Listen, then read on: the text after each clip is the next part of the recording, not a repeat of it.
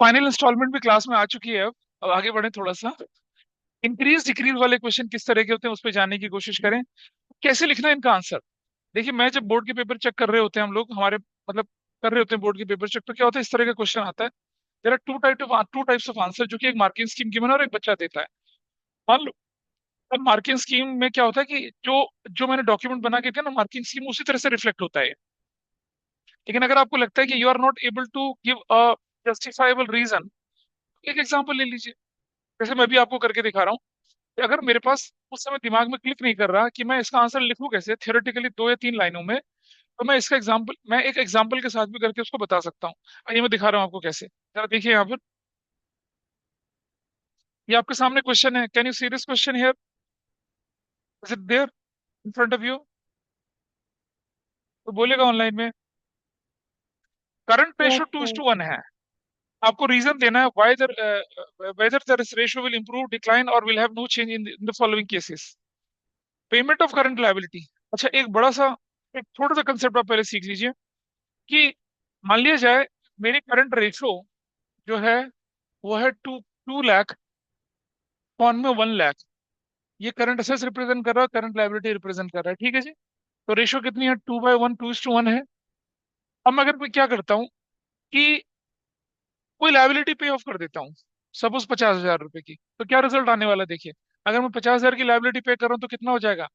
150 यहाँ हो जाएगा और 50,000 यहाँ हो जाएगा। कैसे होगा जरा देखिए। What I do, 2 lakh minus और कितना, 1 लाख माइनस 50,000। आप बोलेंगे सर करंट लायबिलिटी अगर आपने पे कर दी तो करंट लायबिलिटी से कम होना चाहिए ना। Why we are considering assets. अरे भाई, करंट लायबिलिटी तो करंट असेट से पे होगी ना, नॉन करंट असेट से थोड़ी पे होगी। अगर आप अपनी करंट लायबिलिटी पे करेंगे तो पैसा कहाँ से आएगा? अरे फिक्स असेट बेच के थोड़ी पैसा आएगा, करंट असेट से आएगा। तो बड़ा क्लियर सा रूल है। ऐसा करने से क्या हो रहा है देखिए। This value is 150 and this value is what, 50,000। What is my answer?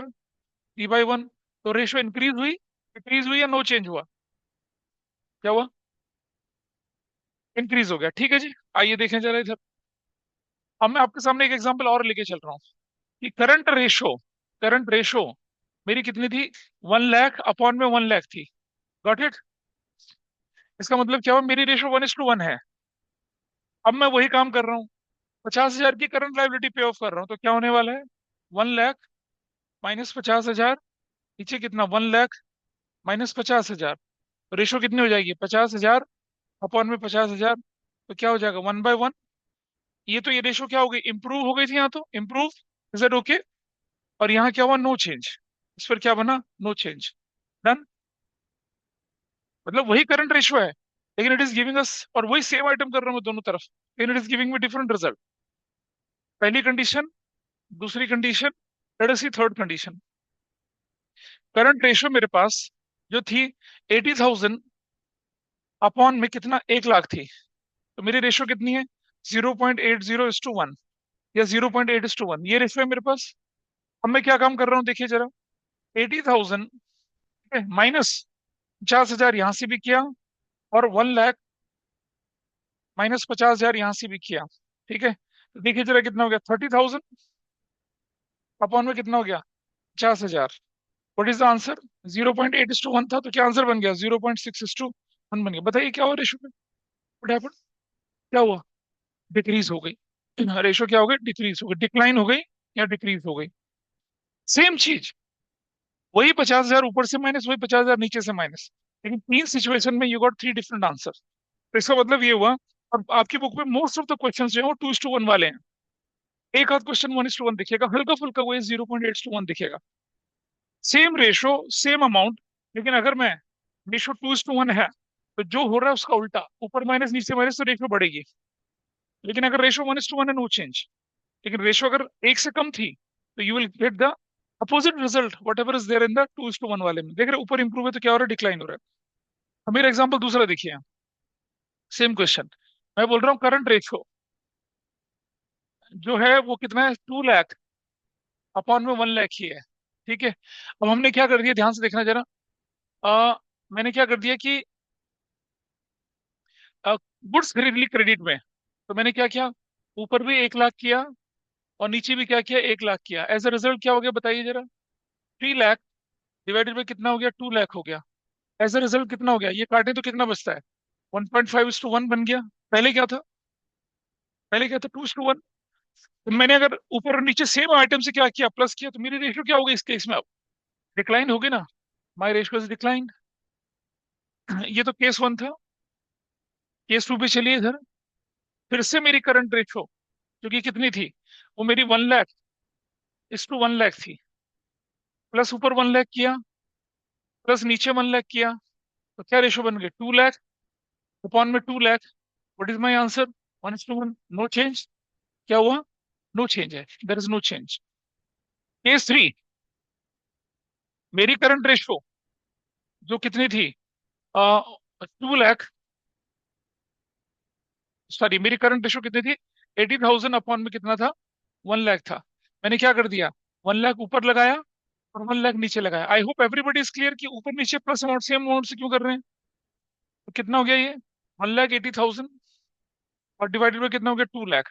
What is my answer, 0.9:1। क्या हुआ बताइए, क्या था, क्या था, पहले कितना था, 0.8 था, अब क्या हो गया, इंक्रीज हो गई, इंप्रूव हो गई, क्या हो गई, इंप्रूव हो गई। तो मैं सिर्फ इतना ही बताना चाह रहा हूँ आपको कि करंट रेशो में अगर आपको ये देखना है कि रेशो की कैलकुलेशन करते समय आपको 2:1 गिवन है, 1:1 गिवन है, या 0.8 मतलब न्यूमरेटर बड़ा है तो क्या होगा, न्यूमरेटर डिनोमिनेटर बराबर है तो क्या होगा, न्यूमरेटर अगर छोटा है तो क्या होगा, तीनों जगह। हाँ, तो नहीं, देर इज नो चेंज, आप करके देख लो कुछ भी। 1:1 में हमेशा एक बार बोर्ड में कंपार्टमेंट में क्वेश्चन आया था, 6 आइटम थे, करंट रेशो 1:1 करी हुई थी, सब में नो चेंज था। कुछ भी उठा के देख लेना आप, विल सी नो चेंज।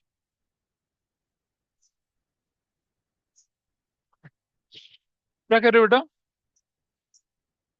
लो जरा देखते हैं, आइए तुम जो कहना है वो देख लो। अगर मेरी करंट रेशो, अगर मेरी करंट 1,20,000 अपॉन में कितना है, 1 लाख है, ऐसा कर रहा हूँ मैं, ठीक है, ऐसा कर लेते हैं। कितने से, मैंने कितने से कर दिया इसको मल्टीप्लाई, मतलब मैंने से कर दिया 8,80,000 ऊपर कर दिया, चलो 50,000 कर देते हैं, चलो। कुछ ऐसा आइटम, चलो 1 लाख यहाँ जोड़ दिया, आसान हो जाएगा, प्लस 1 लाख यहाँ जोड़ दिया, क्या रेशो बन गई, 220, और कितना हो गया, 2 lakh. What is my answer, 123 123 1103, कितना हो गया, 1.1 अपॉन 1, पहले कितनी थी, पहले कितनी देखो, पहले 1.2 उसके 1 थी ना, तो रेशो क्या हुई है, क्या हुआ है, क्या हुआ रेशो में, डिक्लाइन हो गया ना, डिक्लाइन। तो अगर रेशो 1 से ऊपर है तो जो रिजल्ट आ रहा है वो आएगा, 1 है तो सेम रहेगा, और अगर 1 से नीचे चली गई रेशो तो क्या होने वाला है आपका, तो ऊपर वाले से उल्टा इफेक्ट नीचे आएगा। कोई डाउट लग रहा है क्या, कुछ सोई सोई से ऐसा क्या हो गया। हाँ, ऐसे बहुत सारे केसेस हैं, पूरा बंच है ऊपर। भाई मैंने ऊपर मैंने मैंने गुड्स खरीद ली उधार, 1 लाख की, तो मेरे ऊपर क्या बन गया, स्टॉक बढ़ गया, नीचे क्या बढ़ गया मेरा, क्रेडिटर बढ़ गए। कैसे इंप्रूव हो गया, आपके सामने देखो, पहले रेशो कितनी थी, 1। हाँ तो वही तो बता रहा हूँ आपसे मैं, 1 से ऊपर जाएगी तो अगर प्लस प्लस होगा तो डिक्लाइन होगी, माइनस माइनस होगा तो इंप्रूव होगी। लेकिन अगर 1 रहेगी तो नो चेंज होगा, 1 से नीचे चली जाएगी तो जो रिजल्ट 1 से ऊपर है उसका उल्टा दिखेगा यहाँ पे। ऐसा करके करना है। तो बच्चे क्या करते हैं, जैसे क्वेश्चन दिखता है, आह मजा आ गया, है ना, आह टमाटर बड़े मजेदार है, वो गाना ऐसा करते हैं, ठीक है, वो गाना उनके दिमाग में चल जाता है, वो ये नहीं देखते कि ऊपर 2:1 लिखा है, 1:1 लिखा है, 0.8:1 लिखा हुआ है। आपको ध्यान देना है क्वेश्चन करते समय, क्योंकि ये बड़े पुरानी ट्रिक हो चुकी है। बोर्ड नॉर्मल क्वेश्चन तो देगा नहीं, अब आपसे बोलेगा कि भाई 2:1 था बताओ करके, क्या 2:1 सबको पता है। ठीक है, चलिए, तो सर ओके विद एवरीबॉडी, ये वाला पार्ट ठीक है। चलिए, अब लेके चलते हैं, अब इसके कुछ क्वेश्चन देखते हैं, और नॉर्मल क्वेश्चन तो आपसे हो ही जाएंगे। अब आप देख रहे हैं, अगर आप रीजन ना दिख पाए तो आप ऐसे हाइपोथेटिकल एग्जांपल करके प्रूव कर सकते हो। सपोज आपसे रीजन, अब जैसे हमने रीजन लिखे हैं वो तो ध्यान से पढ़कर समझ के लिखे हुए रीजन, और लगता है आपको कि टाइम की कमी पड़ रही है और आप रीजन नहीं लिख पा रहे हैं, तो आप एक हाइपोथेटिकल एग्जांपल लिख लें। लेट रेशियो इज व्हाट, यही तो गिवन होगा ना आपको, 1.5:1। Let ratio is current assets upon current liabilities 1,50,000 upon में 1 लाख। फिर सेम अमाउंट से क्या कर दिया, पेमेंट कर दी, तो ऊपर भी माइनस कर दीजिए, नीचे भी कोई भी हाइपोथेटिकल अमाउंट कर लीजिए। फिर अगर आप रीजन लिखते हैं इसका डिक्लाइन कैलकुलेशन करके, that will also hold true, उस पर भी आपको मार्क्स मिलेंगे। आइए देखिए जरा, अब कुछ क्वेश्चन हमारे सामने यहाँ है, शीट के question. Payment of current liability, भाई पेमेंट का मतलब ऊपर नीचे माइनस तो इंप्रूव हो जाएगी। अच्छा, पेमेंट ऊपर नीचे हो जाएगी तो क्या हो जाएगी, इंप्रूव हो जाएगी। और अगर पेमेंट,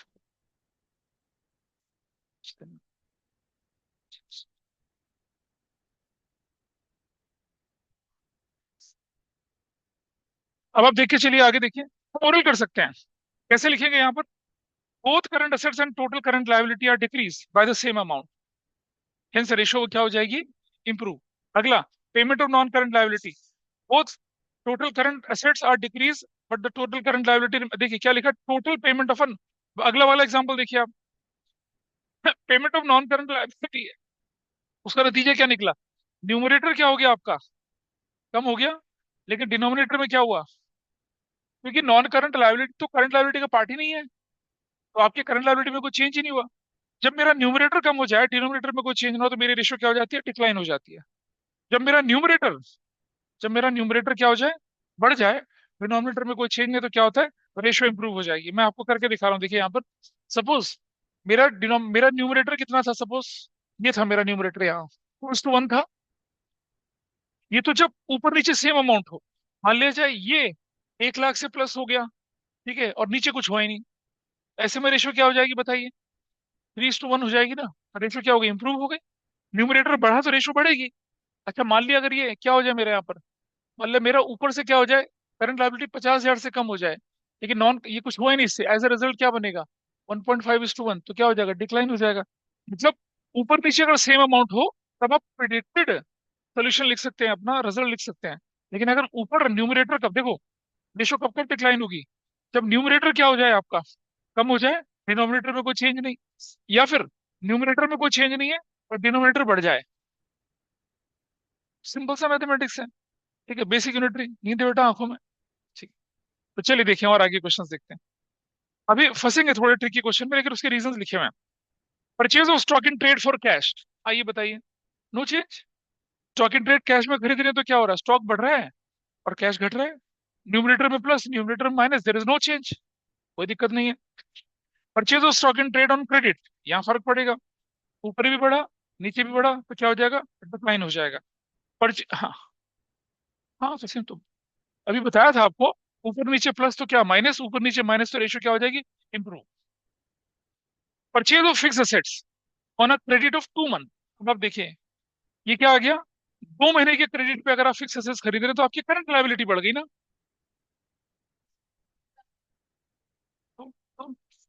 तो करंट असेट्स तो नहीं होती, तो न्यूमरेटर में कोई चेंज नहीं, डिनोमिनेटर बढ़ गया, डिक्लाइन हो जाएगी, डिक्लाइन होगी ना। समझ पा रहे हैं इस रीजन को, रेशियो इज डिक्लाइन। और आगे चले, purchase of fix assets on a long term different payment में, तो सुनो भाई, ना न्यूमरेटर में कोई चेंज ना डिनोमिनेटर में कोई चेंज, लिख दो, अब सामने लिखा हुआ है, neither total current assets not current liability will be affected with this. अगर आप शॉर्ट टर्म पेमेंट के बेस पे कर रहे हैं तभी जाके इफेक्ट पड़ेगा, लॉन्ग टर्म तो कहीं, लॉन्ग टर्म ना, नो, क्या हो गया धनिष्ठा, एनीथिंग रॉन्ग, क्या बोल रहे हैं, उसकी मर्जी है, लिख रहे थे उसकी सीट है, फूल पत्ती बनाए, गोभी बनाए, गुलाब बनाए, क्या फर्क पड़ रहा है, उसको आता है, बोलो वो तो मुझे भी आता है। चलो देखिए next, purchase of fix assets ये हो चुका है। Sale of stock in trade on profit for cash, अब यहाँ देखिए जरा मजा, आपने स्टॉक इन ट्रेड को प्रॉफिट में बेच दिया, कैश में बेच दिया, एज ए रिजल्ट क्या होगा, सपोज, नहीं बेटा न्यूमरेटर नहीं, हाँ न्यूमरेटर बढ़ गया, आपका स्टॉक गया 1 लाख रुपए का, लेकिन पैसा आया 1.5 लाख रुपए का, तो क्या निकला, numerator is increased, there is no increase in denominator, ratio will improve. See the reason, लिखा reason, total currency has increase, amount of profit, total current amount remain unchanged. ये आप ऐसे लिख के भी कर सकते हैं, या आप कोई हाइपोथेटिकल एग्जांपल करा के भी कर सकते हैं, कि मान लिया 1 लाख रुपए के स्टॉक को आपने 1.5 लाख में बेच दिया, तो -1 लाख प्लस 1,50,000, तो रेशो में क्या हो जाएगा, 2:1 है तो 250/1 हो जाएगा। देखिएगा, 2:1 की जगह कितना हो जाएगा, 2.5:1 हो जाएगा। मतलब न लिख पाए आंसर ऐसा, एग्जाम्पल लेके कर सकते हैं आप, that will be a thing, is it okay Navya. आगे चलते हैं जरा, तो आपने स्टॉक इन ट्रेड को लॉस में बेच दिया, वो भी क्रेडिट में बेच दिया, विजुअलाइज करिए, मैंने स्टॉक बेचा तो ऊपर से 1 लाख कम गया, ऊपर से तो 1 लाख माइनस हुआ ना, ऊपर से 1 लाख माइनस हुआ, और नीचे से सिर्फ क्या हुआ, और लॉस में बेचा मैंने तो नीचे से क्या हुआ, हाँ, अब आप देखिए, न्यूमरेटर में 1 लाख माइनस और 80,000 प्लस, -20 हो गया। न्यूमरेटर से reduce, there is no change in denominator, तो रेशियो क्या हो जाएगी, डिक्लाइन हो जाएगी। ऐसे लेके चल रहे हैं। Stock in trade at par on credit में बेच दिया, मतलब स्टॉक इन ट्रेड था एट पार, मतलब 1 लाख का 1 लाख में बेच दिया और क्रेडिट में बेचा, ऊपर भी प्लस नीचे भी प्लस, रेशियो क्या हो जाएगी। तो जब मैं बोल रहा हूँ ना, मैं बोल रहा हूँ, देखिए कितने लोग पकड़ रहे होते हैं। से लोग stock in trade at par on credit, stock बेचेंगे तो डिनोमिनेटर में कुछ नहीं होना, स्टॉक बेचने से डेटर बढ़ता है, ठीक, और स्टॉक चला गया और पार पे है, तो ऊपर 1 लाख प्लस और 1 लाख ही माइनस, नो चेंज। हाँ, और डेटर भी करंट असेट्स है, उधारी बेच रहे हो, तो क्या होगा, स्टॉक माइनस और डेटर बढ़ गए और पार पे हुआ सब कुछ, तो नो चेंज। फिक्स एसेट्स की बुक वैल्यू 4,000 की थी, उसने 6,000 के प्रॉफिट में कैश में बेच दिया। अब जरा देखिए क्या होने वाला है। फिक्स एसेट्स, फिक्स एसेट्स गई, फिक्स एसेट्स गई, नो फॉर नो इंप्रूवमेंट, लेकिन क्या हो गया आपका, करंट एसेट्स 6,000 से बढ़ गई। भाई 6,000 से,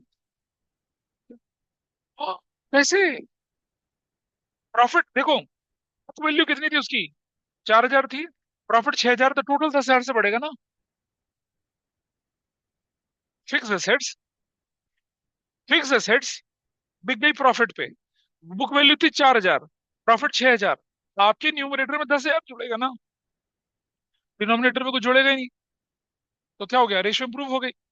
सेल ऑफ फिक्स एसेट, अब देखिए, बुक वैल्यू 4 लाख की थी, 3,000 के लॉस पे कैश में बेच दिया, तो क्या होने वाला है, आपके पास पैसा कितना आना है, 4 - 3, 1,000 रुपये आना है ना, न्यूमरेटर 1,000 से बढ़ा, डिनोमिनेटर में कोई चेंज नहीं, रेशियो क्या हो जाएगी, इंप्रूव हो जाएगी। ठीक है सूरज बाबा, आगे चलते हैं। कैश कलेक्टेड फ्रॉम डेटर्स, तो क्या हो गया, कैश बढ़ गया, डेटर घट गया, नो चेंज। लेकिन कैश पे टू क्रेडिटर्स, तो ऊपर से कैश गया, नीचे से क्रेडिटर गए, और क्योंकि रेशो 2:1 थी, इसलिए क्या हो जाएगा, ये क्या हो जाएगा, इंप्रूव हो जाएगी। 1:1 होता तो नो चेंज, और अगर 1 से कम होता तो क्या हो जाता, डिक्लाइन हो जाती। ध्यान रखिएगा, क्योंकि जब हम आगे चलेंगे यही सारी चीजें आपको उल्टी दिखेंगी, 0.8:1 में सब उल्टा दिखेगा, तब दिक्कत होती है, क्योंकि मोस्ट ऑफ द क्वेश्चन आपकी बुक्स में जो दिख रहे हैं वो 2:1 की कैटेगरी के दिख रहे हैं। B R endorsed to creditors, या B R drawn upon the customers, B R draw कर दिया तो बी आर बढ़ गया और डेटर घट गया, no change. B R endorse to creditors, B R endorse कर दिया तो ऊपर से बी आर चला गया, नीचे से क्रेडिटर चला गया, तो अरे भाई, पार्टनरशिप में बताया था अच्छे से, तुम नहीं आई थी। एंडोर्समेंट का मतलब होता है कि बिल्स रिसीवेबल नाम की एसेट्स अपने क्रेडिटर को बोला, ले तेरा मेरा हिसाब बराबर, तो जनरल एंट्री क्या बनती है, क्रेडिटर डेबिट और बी आर क्रेडिट, क्रेडिटर भी कम हुए और बी आर भी कम हुए, न्यूमरेटर भी कम हुआ, डिनोमिनेटर भी कम हुआ, रेशियो क्या हो जाएगी, इंप्रूव हो जाएगी। B R dishonoured, simple B R dishonour, तो क्या होने वाला है, क्रेडिटर बढ़ गए और बी आर घट गए, नो चेंज। लेकिन B R discounted and dishonour, तो क्या हुआ, डेटर बढ़ गया और बैंक घट गया, डेट घट गया, तो भी नो चेंज, तो भी नो चेंज। बट डेटर बढ़ गया और बैंक घट गया, तो बैंक तो करंट असेट्स का ही पार्ट है, ऐसा बना। कॉन्सेप्टुअल प्रॉब्लम है। जब बीआर डिस्काउंट कराते हैं तो हमारा बैंक डेबिट होता है, डिस्काउंट चार्जेस डेबिट होता है और बीआर क्रेडिट हो जाता है, खत्म। बीआर हमारे पास से गायब हो गया, हमारे बैंक में पैसा आ गया। अब अगर वो डिसऑनर हो गया, बैंक क्या करता है, पूरा 10,000 आपके अकाउंट से काट लिया, कट गया, बैंक कम हो गया, और आप डेटर को 10,000 से पकड़ लेते हो दोबारा से। डिस्काउंटिंग तो लॉस पहले अकाउंटिंग में हो चुका है, और हम अकाउंटिंग कर नहीं रहे, पहली तो बात यहाँ, बाबा समझो, पूरा मिलना नहीं मिलना है। जब मेच्योरिटी पे बिल डिसऑनर हो जाएगा तो आपको पूरा देना पड़ेगा। 10,000 का बिल 1,000 के डिस्काउंट पे चला गया, your bank is increase bye 9,000, your discount charges debit 1,000, और बीआर क्रेडिट हो गया 10,000 से, अब बीआर डिसऑनर हो गया। बैंक तो आपसे 10,000 वसूलेगा ना पूरे, तो बैंक एंट्री करेगा डेटर डेबिट, आप एंट्री करेंगे डेटर डेबिट और बैंक क्रेडिट। डेटर बढ़ गया कितने से, 10 से, और बैंक घट गया कितने से, 10 से, नो चेंज। लेकिन अगर B R endorse and credited था और वो डिसऑनर हो गया, एंडोर्स किया था, ऊपर पढ़ा भी, और डिसऑनर हो गया, तो ऐसी कंडीशन में क्या होने वाला है, डेटर भी बढ़ जाएंगे और क्रेडिटर भी बढ़ जाएंगे, तो क्या हो जाएगा, रेशो डिक्लाइन हो जाएगी, ऊपर भी इंक्रीज और नीचे भी इंक्रीज। तो एंडोर्स की एंट्री क्या करी थी अभी, creditor debit to B R, अब अगर बी आर डिसऑनर हो गया तो क्रेडिटर दोबारा आ गए और डेटर भी दोबारा आ गए। तो डेटर डेबिट और क्रेडिटर क्रेडिट, डेटर भी बढ़ा और क्रेडिटर भी बढ़ा, ऊपर नीचे प्लस, तो आंसर क्या बनेगा आपका? इंप्रूव। डिक्लाइन होगा आंसर, इंप्रूव थोड़ी होगा। बीपी एक्सेप्टेड, क्रेडिटर को बोला भाई बीपी एक्सेप्ट कर लेता हूं, तो क्या होने वाला है? क्रेडिटर कम और क्रेडिटर बढ़ गया, नो इफेक्ट। हाँ, बीपी एक्सेप्ट का मतलब क्या होता है? अरे भाई इशू डिवेंचर में पड़ा था, बीपी एक्सेप्ट का मतलब है टू बीपी, बीपी बढ़ गया और क्रेडिटर कम हो गए, तो creditor debit, BP credit, creditor भी माइनस हुए और बीपी भी प्लस हुआ, तो नीचे ही प्लस माइनस हुआ, नो इफेक्ट। ठीक है, बिल्स पेबल डिस्चार्ज कर दिया आपने, बीपी था ना उसकी पेमेंट कर दी, तो क्या होगा? ऊपर से माइनस, नीचे से माइनस, रेशो क्या हो जाएगी? इंप्रूव हो जाएगी। ऊपर माइनस नीचे माइनस से रेशो इंप्रूव होती है। कब? जब 2:1 है। 1:1 में नो चेंज, 0.8:1 में उल्टा।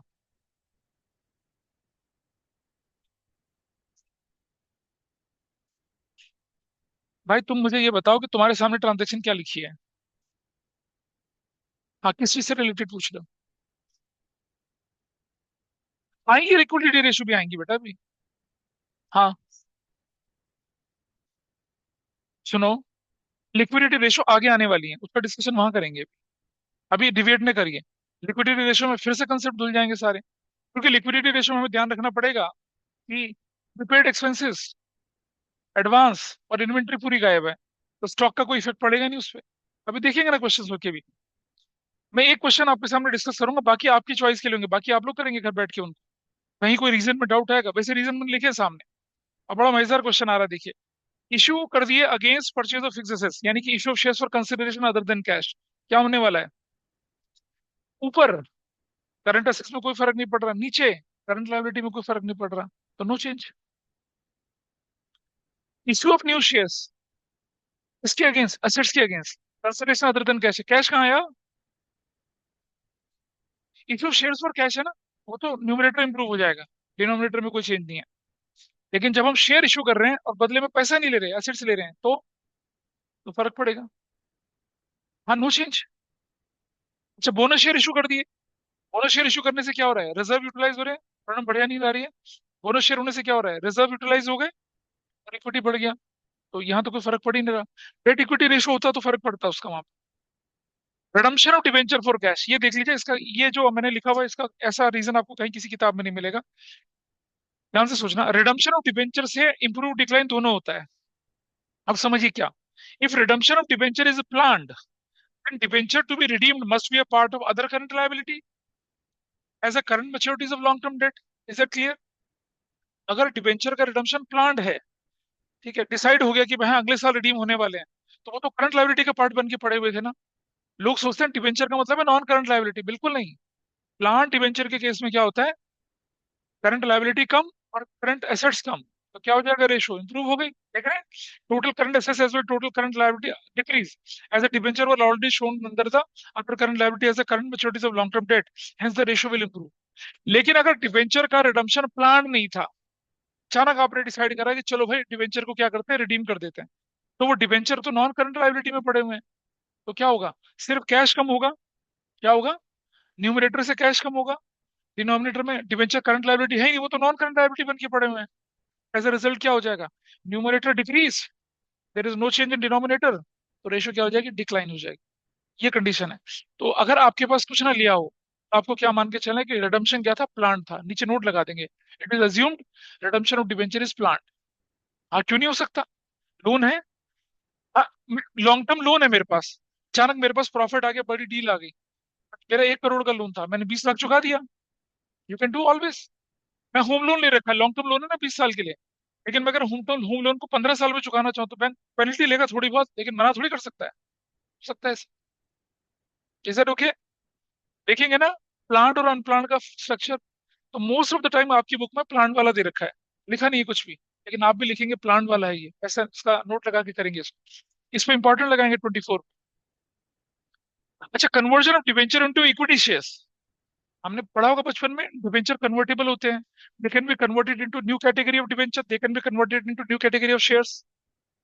डेट और इक्विटी में फर्क पड़ गया, यहाँ कोई फर्क ही नहीं पड़ना, ना करंट एसेट्स ना करंट लायबिलिटी में। Conversion of debenture into cash, अच्छा सुनो, conversion of debenture into equity shares if it is a plan. ठीक है जी, क्या है ये? Conversion of debenture into equity share if it is not plan, अगर ये प्लान नहीं है तो क्या होने वाला है? No change. Venture non current liability थे, इक्विटी शेयर आपके पास क्या थी? शेयर होल्डर फंड का पार्ट था, कोई फर्क नहीं पड़ने वाला। लेकिन अगर डिबेंचर क्या इक्विटी शेयर में प्लान्ड है, इसका मतलब अगले साल हम क्या करने वाले हैं? अपने डिबेंचर को इक्विटी में कन्वर्ट करने वाले हैं, तो वो हमारी करंट लायबिलिटी का पार्ट बने हुए थे। तो ऐसे में क्या होने वाला है? Denominator will reduce, no change in numerator, will क्या हो जाएगी? इंप्रूव। इंपॉर्टेंट लगा है इस पे? तो आपको मैं कॉन्सेप्टली समझ पा रहे हैं डॉक्टर गुलाटी मेरी बात? प्लांट के केस में क्या हो जाएगा? आपने ऑलरेडी मन बना लिया था कि अगले साल इन डिबेंचर का रिडम्पशन करना बाय कन्वर्जन, तो अगले साल, इस साल तो वो क्या करंट लायबिलिटी का पार्ट बने हुए हैं, तो करंट लायबिलिटी तो डिक्रीज होगी। Depreciation, declaration of final dividend, assume that it is not approved in AGM. ये चैप्टर 1 में पढ़ाया था आप। डिविडेंड डिक्लेयर जो करें आपने, तब तक आपकी लायबिलिटी नहीं बनता जब तक वो एजीएम में अप्रूव नहीं हुए। तब तक कहाँ पड़े रहते हैं? कंटीजेंट लायबिलिटी में पड़े रहते हैं। कंटीजेंट लायबिलिटी ना मेरी करंट लायबिलिटी में होती है ना नॉन करंट में होती है। होती है? नहीं होती ना। कंटीजेंट लायबिलिटी जो है, प्रपोज डिविडेंड जो है मेरे, हाँ तो नोट्स टू अकाउंट्स में ऐसे फुटनोट बन के जाते हैं ना वो। अरे वो ना करंट लायबिलिटी का पार्ट है ना नॉन करंट का पार्ट है। ठीक है, ना पैसा आ रहा है ना पैसा जा रहा है, तो क्या होगा? No change. Current liability and total current assets remain unchanged. Note, once the dividend is declared by the company, then it is not approved in the AGM. It is shown under the heading contingent liability. मतलब आपकी books में तो record ही नहीं हुई है, तो ना ऊपर फर्क ना नीचे फर्क। लेकिन अगर ये अप्रूव हो गए किसके अंदर? किसके अंदर? एजीएम में अप्रूव हो गए, तो it is a current liability. याद है अनपेड डिविडेंड? ठीक है। और क्या होता है? अनक्लेम डिविडेंड, ये किसका पार्ट था? Current liability. ऐसे में क्या होने वाला है? करंट लायबिलिटी इंक्रीज हो जाएगी लेकिन करंट में कोई चेंज नहीं होना, और इसका मतलब रेट डिक्लाइन हो जाएगी। ठीक है। Once the dividend is declare by the company approved in the AGM, it becomes current liability. बोला था ना चैप्टर 1 में। शुभांकर सो रहे हो अच्छे से? अच्छा, और चलिए आगे। अब आप देख रहे हैं उतनी इंटेंसिटी के क्वेश्चन आपको बुक में नहीं दिखेंगे अभी, नहीं दिखेंगे बुक में, ठीक है। लेकिन क्या कर रहे हैं, हो सकता है सीयूटी के लेवल में आपको ऐसे क्वेश्चन दिख जाएं, क्योंकि वो चाहते हैं कि बच्चों के पास एब्सोल्यूट क्लैरिटी आए when they want to join university, और वो भी सेंट्रल यूनिवर्सिटी। आप एक बात समझ लीजिएगा लाइफ में, कि आपकी डिग्री कौन सी यूनिवर्सिटी से होती है उसका क्या इफेक्ट पड़ता है। हिंदुस्तान के अंदर यूनिवर्सिटीज जो है वो अलग अलग स्ट्रक्चर में चलती हैं। देर आर सर्टेन यूनिवर्सिटी, मैं किसी यूनिवर्सिटी को डिफेम में डिक्लाइन या उसके रेपुटेशन पे क्वेश्चन मार्क नहीं लगा रहा हूँ। अगर आपके पास कोई चॉइस नहीं है तो एक साल खराब नहीं करना चाहिए। सबसे ऊपर आती हैं आपके सेंट्रल यूनिवर्सिटीज, पहली यूनिवर्सिटीज जामा मिलिया इस्लामिया हो गया, बनारस हिंदू यूनिवर्सिटीज, ये सेंट्रल यूनिवर्सिटीज हैं। ठीक है। जेएनयू है, सेंट्रल यूनिवर्सिटीज है। इनमें एडमिशन, और ये A+, A AA+, triple A+, ऐसा नैक रेटिंग होती है इनकी, एक्रेडिशन रेटिंग होती है इनकी, सेंट्रल यूनिवर्सिटीज होती हैं। आपने देखा होगा फोर्ब्स की, टाइम्स की टॉप 500 इंस्टीट्यूशंस में भी ये कई बार आ जाते हैं, कॉलेजेस आ जाते हैं। सेंट्रल यूनिवर्सिटी होती है। सेंट्रल यूनिवर्सिटी से अगर आपकी पढ़ाई है, बीकॉम ऑनर्स कर रखा है, एमकॉम कर रखा है, पीएचडी कर रखी है, and if you want to entry into a teaching, college professor बनना चाहते हैं, there is a great advantage. सारी की सारी स्टेट यूनिवर्सिटीज आपको ले लेंगी। मैं, मैंने बताया मेरे एक सीनियर थे, वो मेरे से सिर्फ 4 साल सीनियर है, and he is vice chancellor in university now, क्योंकि डीयू की सारी पढ़ाई उनकी। उन्होंने एमए करा पॉलिटिकल साइंस में, बीए करा पॉलिटिकल साइंस में, उसके बाद उन्होंने बीएड करा, फिर एमएड करा, फिर एमफिल करा, और फिर पीएचडी एजुकेशन में करा। ठीक है। 20 साल के एक्सपीरियंस के बाद ही is vice chancellor in university. ठीक है। और I did B Com honours, I did M Com, I did B Ed, उसके बाद मैंने अपनी पढ़ाई रोक दी। मेरे प्रोफेसर बोले कर ले कर ले कर ले, वही प्रोफेसर उनके गाइड भी थे, वही मेरे थे। लेकिन मैं नहीं पढ़ा। मुझे एजुकेशन पसंद ही नहीं थी, पढ़ाना ही पसंद नहीं है मुझे, सीधी सी बात बताऊं तो मैं। लेकिन अब किसी ने अकल दी नहीं उस समय पे कि भाई इसका नुकसान आगे चल के होगा, तो after 20+ experience I am a teacher in a छोटा सा school, and my senior is vice chancellor, तो दैट मैटर्स। तो जब आपके पास डिग्री सेंट्रल यूनिवर्सिटी से होती है कोई डिग्री, तो उसको स्टेट यूनिवर्सिटी आराम से एक्सेप्ट कर लेती है। ठीक है। उसके बाद आते हैं स्टेट यूनिवर्सिटीज, उनके, और सेंट्रल सेंट्रल यूनिवर्सिटी के बाद, सेंट्रल यूनिवर्सिटी तो हो गया, उसके बाद आते हैं स्टेट यूनिवर्सिटी, जैसे चौधरी चरण सिंह यूनिवर्सिटी हो गया, बरकतुल्लाह यूनिवर्सिटी हो गया, लखनऊ यूनिवर्सिटी हो गया, ऐसी करके यूनिवर्सिटी स्टेट यूनिवर्सिटीज होती हैं। मिजोरम यूनिवर्सिटी हो गया, शिलोंग यूनिवर्सिटी हो गया, शिमला यूनिवर्सिटी हो गया, हिमाचल यूनिवर्सिटी, ये सब स्टेट यूनिवर्सिटीज होती हैं। इनकी वैल्यू थोड़ी कम होती है। अगर आपने स्टेट यूनिवर्सिटी से पढ़ाई कर रखी है सारी, तो डीयू में प्रोफेसर बनना आपके लिए बड़ा मुश्किल काम है। You will not be accepted in their, क्योंकि, और उसके उसके उसके जो एकेडमिक ग्रेड्स होते हैं ना, सेंट्रल यूनिवर्सिटी के अगर 5 ग्रेड होगा तो स्टेट यूनिवर्सिटी का 3.5 या 4 ग्रेड होता है, अगर हम पॉइंट को ऐड करें पीएचडी का। ऐसा चलता है। फिर आती है फिर आती है प्राइवेट यूनिवर्सिटीज। प्राइवेट यूनिवर्सिटी में डीम्ड यूनिवर्सिटी आती है, उनका प्राइवेट यूनिवर्सिटी से लेवल बड़ा होता है। जैसे मैं बताऊं, मानव रचना एक यूनिवर्सिटी है फरीदाबाद में, वो डीम्ड यूनिवर्सिटी है। तो जो नॉर्मल प्राइवेट यूनिवर्सिटी उससे थोड़ा सा एक लेवल ऊपर होती है। फिर आती है प्राइवेट यूनिवर्सिटी, जैसे शिवनादर हो गया, बेनेट हो गया, और हाँ मतलब हमारी वाली भी हो गई, ठीक है। ये सब स्टेट यूनिवर्सिटीज होती हैं, इनका रैंक उससे भी थोड़ा नीचे होता है, ठीक है। हाँ थैंक यू बेटा। क्या चीज? हाँ अगर वो डीम टू है तो फिर स्टेट प्राइवेट यूनिवर्सिटी से थोड़ी सी ऊंची है, ऐसा करके चलता है। और उसके बाद तो क्या होता है, उसके बाद जो यूनिवर्सिटीज होती हैं वो 25,000 रुपए दे के आपको कोई भी डिग्री दे देती हैं। समझ पा रहे हो?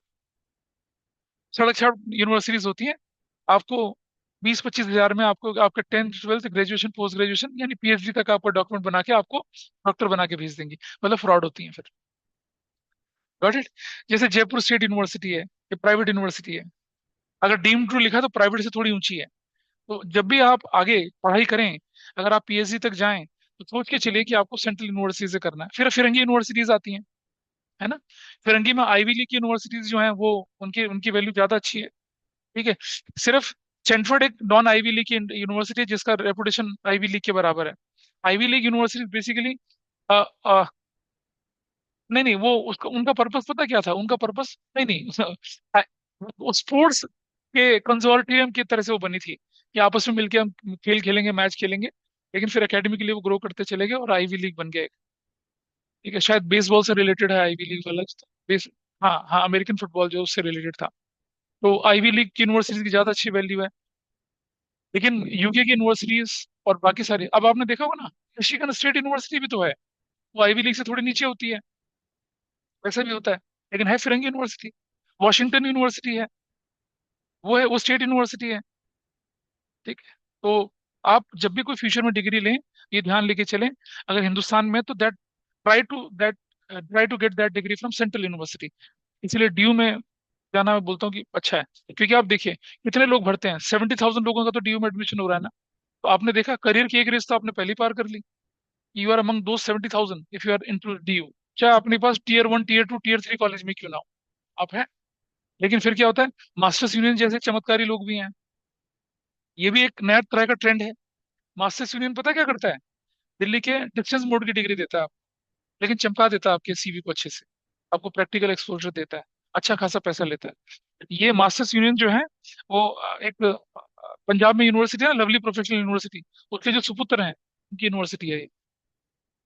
और गुड़गांव में 2 फ्लोर की बिल्डिंग है, ग्राउंड फ्लोर, फर्स्ट फ्लोर और शायद सेकंड फ्लोर भी है।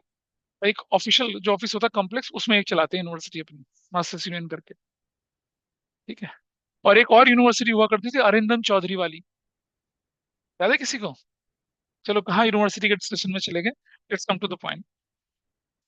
आइए बढ़ते हैं आगे। Payment of final dividend already declared, तो क्या होने वाला है बताइए? क्या होने वाला है? ना बाबा, समझ पहले बात। डिविडेंड फाइनल अगर आपने ऑलरेडी पे कर दिया तो क्या होना है?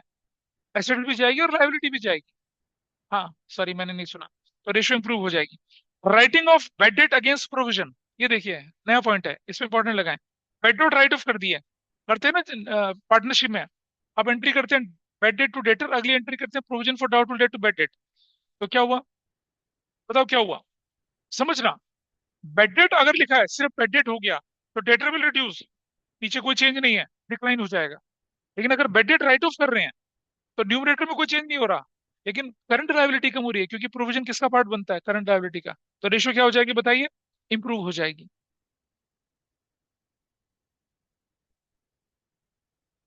देख रहा हूँ, थोड़ा ठीक कर लेंगे। क्या लिखा आपने? Writing of bad debts against provision, total current assets and total current liability will reduce, hence ratio will improve. देखें जरा क्यों लिखा है ऐसा? Writing of bed date against the provision, नहीं ये नहीं होगा, इससे क्या होने वाला, थोड़ा ठीक कर लीजिए इसको।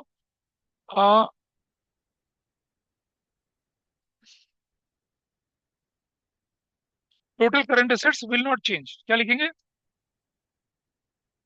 Will not change. But the but the total current liabilities will reduce, hence ratio improve.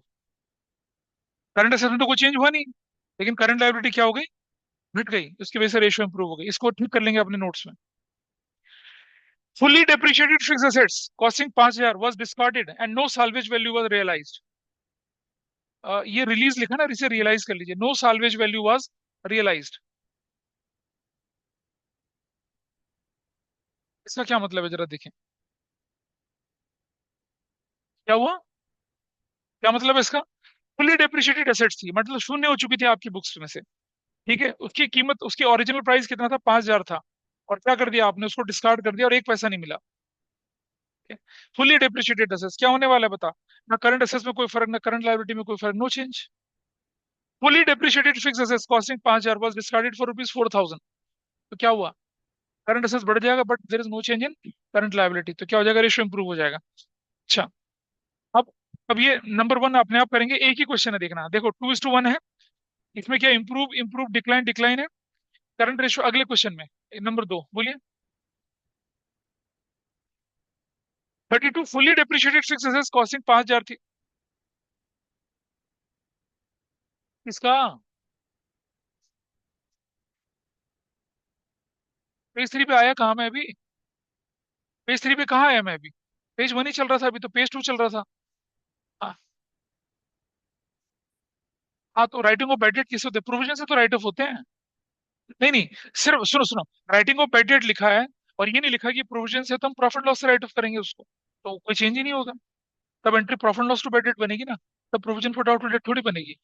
जब तक स्पेसिफाई ना करा जाए तब तक प्रोविजन से नहीं राइट ऑफ करना। मुझे क्या पता प्रोविजन था या नहीं था, मैं तो मान के चलूं यार, देखो, याद है loss on issue of debenture या डिस्काउंट इश्यू ऑफ डिबेंचर किससे राइट ऑफ करते हैं आप, प्रॉफिट लॉस से करते हैं। लेकिन अगर बोले सिक्योरिटीज प्रीमियम पड़ा तो ये तो लगाएंगे सिक्योरिटीज प्रीमियम को हाथ। अगर मुझे बोल रहा है कि writing of provision for doubtful date, और मुझे ये नहीं लिखा कि प्रोविजन है, तो मैं मानूंगा कि वो प्रॉफिट लॉस से राइट ऑफ हुआ। प्रॉफिट लॉस का करंट असेस करंट लायबिलिटी में कुछ फर्क ही नहीं होता। लेकिन अगर प्रोविजन में से कर रहा है तब फर्क पड़ रहा है। Question number 2, first part, page number 3, देख रहे हैं। State the reason whether the current ratio will improve decline और have no effect on each of the following transactions. यहाँ देखिए क्या कर रहा है, अब आप देखिए, जो आंसर दे रखा है उसको मैं नहीं देख रहा, लेकिन 1:1 में देखिए आप क्या दिख रहा है आंसर, सारी ट्रांजेक्शन में क्या लिखा हुआ है, देखो जरा 1:1 में, can you see what is the answer, no change. और ऊपर वाले आंसर में अगर इंप्रूव इंप्रूव इंप्रूव 4 में इंप्रूव था, नीचे में डिक्लाइन था, तो नीचे वाले में आज ये क्या हो रहा है, बिल्कुल उसका उल्टा, डिक्लाइन डिक्लाइन डिक्लाइन और क्या improve. Can you see this difference, देख रहे हैं। अगर रेशियो 2:1 थी, तो जो इम्पैक्ट आएगा वो रेशियो अगर क्या हो जाएगी 0.8:1 हो जाएगी, तो वो इम्पैक्ट उल्टा हो जाएगा। आपको हाल ही कोई भी, मैंने क्या बोला, कोई भी, हाँ, वो तो तब है जब आप ऊपर नीचे दोनों का इफेक्ट लेके चल रहे हैं। लेकिन अगर सिर्फ एक ऊपर वाला टच हो एक नीचे वाला, तो फर्क पड़, तब तो फर्क पड़ जाएगा आपको, फिर देखेंगे कैसे पड़ना भी फर्क। अभी तो हमने क्वेश्चन ही उस तरह का लिया है ना, देखो ना, सारी ट्रांजेक्शन सेम लिए हैं, 2:1 में भी सेम लिया है, 1:1 में भी सेम लिया है, और 0.8:1 में भी सेम लिया है। लेकिन अगर 1:1 में देखो, जरा मैं दिखाऊं एक चीज आपको, सपोज मेरी रेशियो 1:1 है, ये मेरी रेशियो कितनी है, 1:1 है, और मैंने क्या कर दिया, मैंने क्या कर दिया कि आ, मैंने ऊपर से 50,000 रुपया जोड़ दिया और नीचे कोई इफेक्ट ही नहीं है, तो ऑब्वियसली रेशियो बढ़ जाएगी। ये अगर मैंने ऊपर से 50,000 माइनस कर दिया, नीचे कोई इफेक्ट नहीं आया, तो रेशियो घट जाएगी। तब है, ये तो आप बोलें कि टेलर मेड सोल्यूशन कब है, जब आपके ऊपर नीचे दोनों जगह इफेक्ट पड़ रहा है, तब है। नॉर्मल केस में तो आप हर आइटम को इंडिविजुअली लेके देखेंगे ना, अभी आगे देखेंगे ऐसे कुछ। तो नंबर 2 में क्या डाउट था तुम्हारा,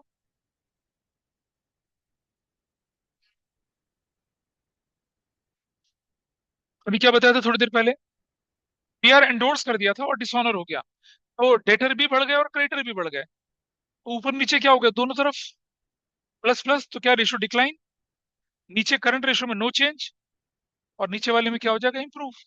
ऐसा बनता आंसर, ठीक है, इज दैट ओके, तो मैं इसको डिस्कस नहीं कर रहा। नंबर 3, यहाँ आ जाइए, क्विक रेशियो, क्विक रेशियो पे चलते हैं। तो पेज भी तो बहुत सारे हैं यार, सबसे इंपॉर्टेंट केस जो है, जिसे जिसे समझने में ना हालत खराब हो जाती है, क्वेश्चन नंबर 6 है, क्वेश्चन नंबर 6, मैं पहले इसे डिस्कस कर लूँ आपके साथ। फिर मैं बाकी केस डिस्कस करूंगा। पहले question number 6 I want to discuss with you. इस क्वेश्चन नंबर 6, ये पेज नंबर आपका है 7 में। इंपॉर्टेंट लगाएंगे इसमें, पहले मैं ये डिस्कस करना चाहूंगा आपके साथ, क्योंकि ये छूट जाता है, फिर इसमें थोड़ा सा समझाने का टाइम लगता है। ठीक है। बुक में ना एक लाइन लिखी रहती है, बुक में एक लाइन लिखी मिलेगी आपको, अगर ऐसा कि बुक में दिखेगा, और वो लाइन बड़ी ही मतलब मजेदार लाइन है। देखिए जरा, पहले जरा समझते हैं कि ग्रॉस प्रॉफिट रेशियो इज 20%। इसका मतलब क्या हुआ? ग्रॉस प्रॉफिट अगर 20,000 है तो नेट सेल्स कितनी है? 1 lakh. Is it clear? Gross profit अगर कितना है आपका, 20,000 है, तो नीचे नेट सेल्स कितना होगा? 1 लाख। तब जाके आपकी रेशो 20,000 आ गई। न- हाँ, तब 20% आई ना। 1 लाख अगर नेट सेल्स है, जीपी अगर 20,000 है, तो कॉस्ट कितनी होगी? 80,000। ये कंक्लूजन तो निकाल सकते हैं सब लोग, या कोई डाउट है इस बात पर? बाबा, 20% का क्या मतलब है? Gross profit, GP 20,000, net sales 1 lakh, into 100 20% बन गया। तो अगर जीपी 20 है और सेल्स 1 लाख है, तो कॉस्ट ऑफ गुड्स सोल्ड क्या है? 80,000। Everybody's okay? ठीक है जी। अच्छा, तो आगे देखिए तुम। अब जरा देखें कि यहाँ एक एक आइटम को लेके चलते हैं, और थोड़ा समझने में हल्का सा दर्द होगा, लेकिन कोई बात नहीं, will bear that loss, that pain. Purchase of goods 20,000 रुपए की, जरा समझना। समझना, परचेज ऑफ गुड्स आपने 20,000 की करी, इसका कहाँ कहाँ इंपैक्ट जाएगा बताइए? हाँ, पहले क्या होने वाला है, जब आप परचेज करते हैं गुड्स को, हमें मान के चल रहे हैं कि वो गुड्स बिकी नहीं, हमें मान के चल रहे हैं वो गुड्स नहीं बिकी। क्या मान के चल रहे हैं? गुड्स नहीं बिकी, तो एज ए रिजल्ट क्या होने वाला है?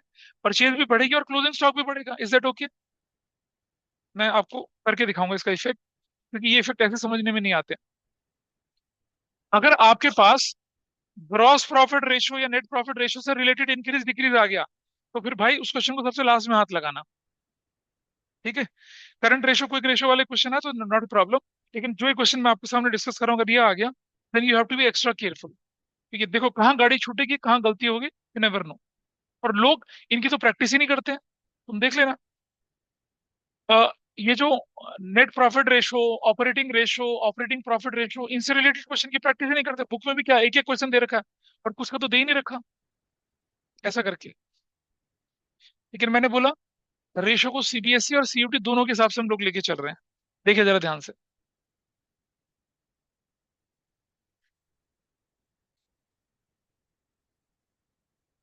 सबसे पहले मैं लेके चल रहा हूँ आपके सामने, क्या है? ग्रॉस प्रॉफिट रेशो, क्वेश्चन 6 लेके चल रहा हूँ। Gross profit ratio is equal to क्या लिखा हुआ है? मैं मान लिया 20,000, अपॉन में कर दिया कितना? 1 लाख, इंटू 100 कर दिया, ये मैंने मान लिया 20% है। Is that okay?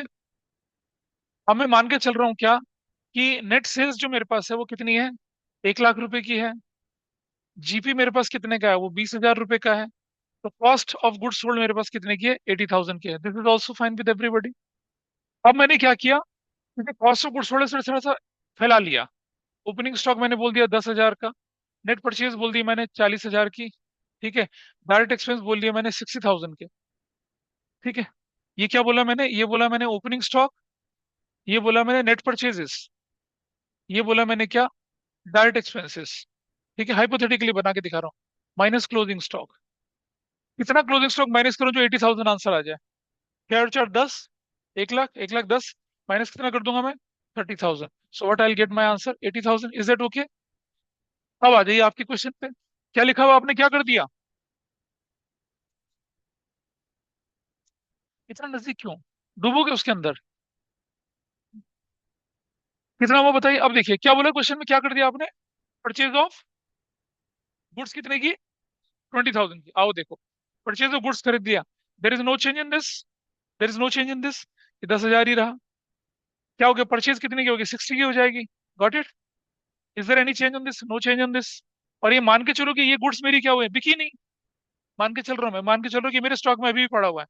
बिक जाएगी तो सेल्स का पार्ट बनेगा। अभी बिकने वाले क्वेश्चन भी आएंगे आपके पास। तो यहाँ क्या हो जाएगा? ये 50,000।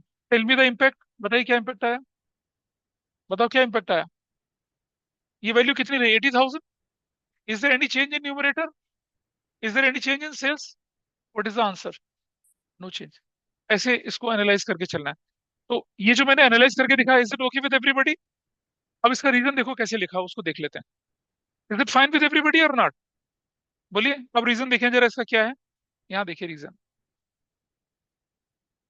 Both purchase and closing stock will increase, है ना, both purchase and closing stock will increase, hence cost of goods sold remain unchange.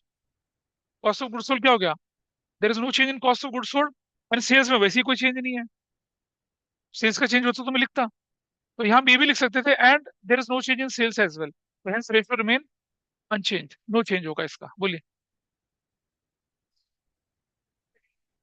हाँ ये मान के चलेंगे ना, ये मान के चलेंगे। अब हम ये मान के कब चलेंगे कि वो बिक गई, आगे क्वेश्चन आएंगे अभी आपके पास ऐसे। नीचे आ जाते हैं, परचेजेज रिटर्न 20,000 की हो गई भाई, हमने सामान खरीदा 20,000 रुपए का, तो क्या होने वाला, अब जरा देखिए परचेज रिटर्न होने से क्या होने वाला है, देखिए परचेज रिटर्न अगर हमने 20,000 की करी तो क्या होने वाला है, देखिए ये मैं हटा दूं इसको यहाँ से, हटा दिया, यही चीज हमारे पास, मान लो नेट परचेज थी फिर भी परचेज रिटर्न हो गई, तो क्या होने वाला है जरा देखिए, ओपनिंग स्टॉक 10,000 का रहेगा, ये परचेज 40 की घट के कितनी हो जाएगी अब, 20,000 की हो जाएगी, ठीक है, प्लस 60 वही रहेगा, और स्टॉक जो था, परचेज रिटर्न मतलब स्टॉक से भी तो निकलेगा, हाँ है ना, तो कितना हो जाएगा 10,000, see what is the impact, see what is the impact, 6 और 2 8 1 9, what is the impact, no change, तो क्या रीजन है इसका, no change in cost of good sold and no change in sales, this ratio will remain unchange, ऐसा reason लेके चल रहे हैं, तो अगर आप लिख ना पाए तो आप ऐसा भी कर सकते हैं, लेकिन है सॉल्यूशन आपके पास, और सॉल्यूशन होने से क्या हो रहा है कि आपके पास एक पैटर्न है लिखने का, लिख सकते हैं उसको, आप हमेशा क्या रखें कि क्या इफेक्ट पड़ा न्यूमरेटर पे, क्या इफेक्ट पड़ा डिनोमिनेटर पे, वो लिख के आइए बस, और फिर लिखिए इंप्रूव डिक्रीज डिक्लाइन या no change. I hope I am clear about this, online समझ में आ रहा होगा लक्षिता या कबीरा या Trisha, is it okay? Yes, sir. देखिए आगे चलते हैं, before I go to the third part, उसमें बड़ा सा स्टार लगा रखा है, उसको मैं थोड़ा सा बाद में लेके चल रहा हूँ, नीचे चलिए पहले, सेल्स रिटर्न 25,000 की हो गई, इसका नतीजा क्या निकला बताइए, सेल्स रिटर्न होने से क्या होने वाला है, फिर तो फिर कहाँ फर्क पड़ना है, फिर ऊपर फर्क पड़ना है, ठीक है, और सेल्स रिटर्न का फर्क ऊपर पड़ना है, और दूसरा फर्क कहाँ पड़ना है, क्लोजिंग स्टॉक पे, क्या चीज क्या चीज,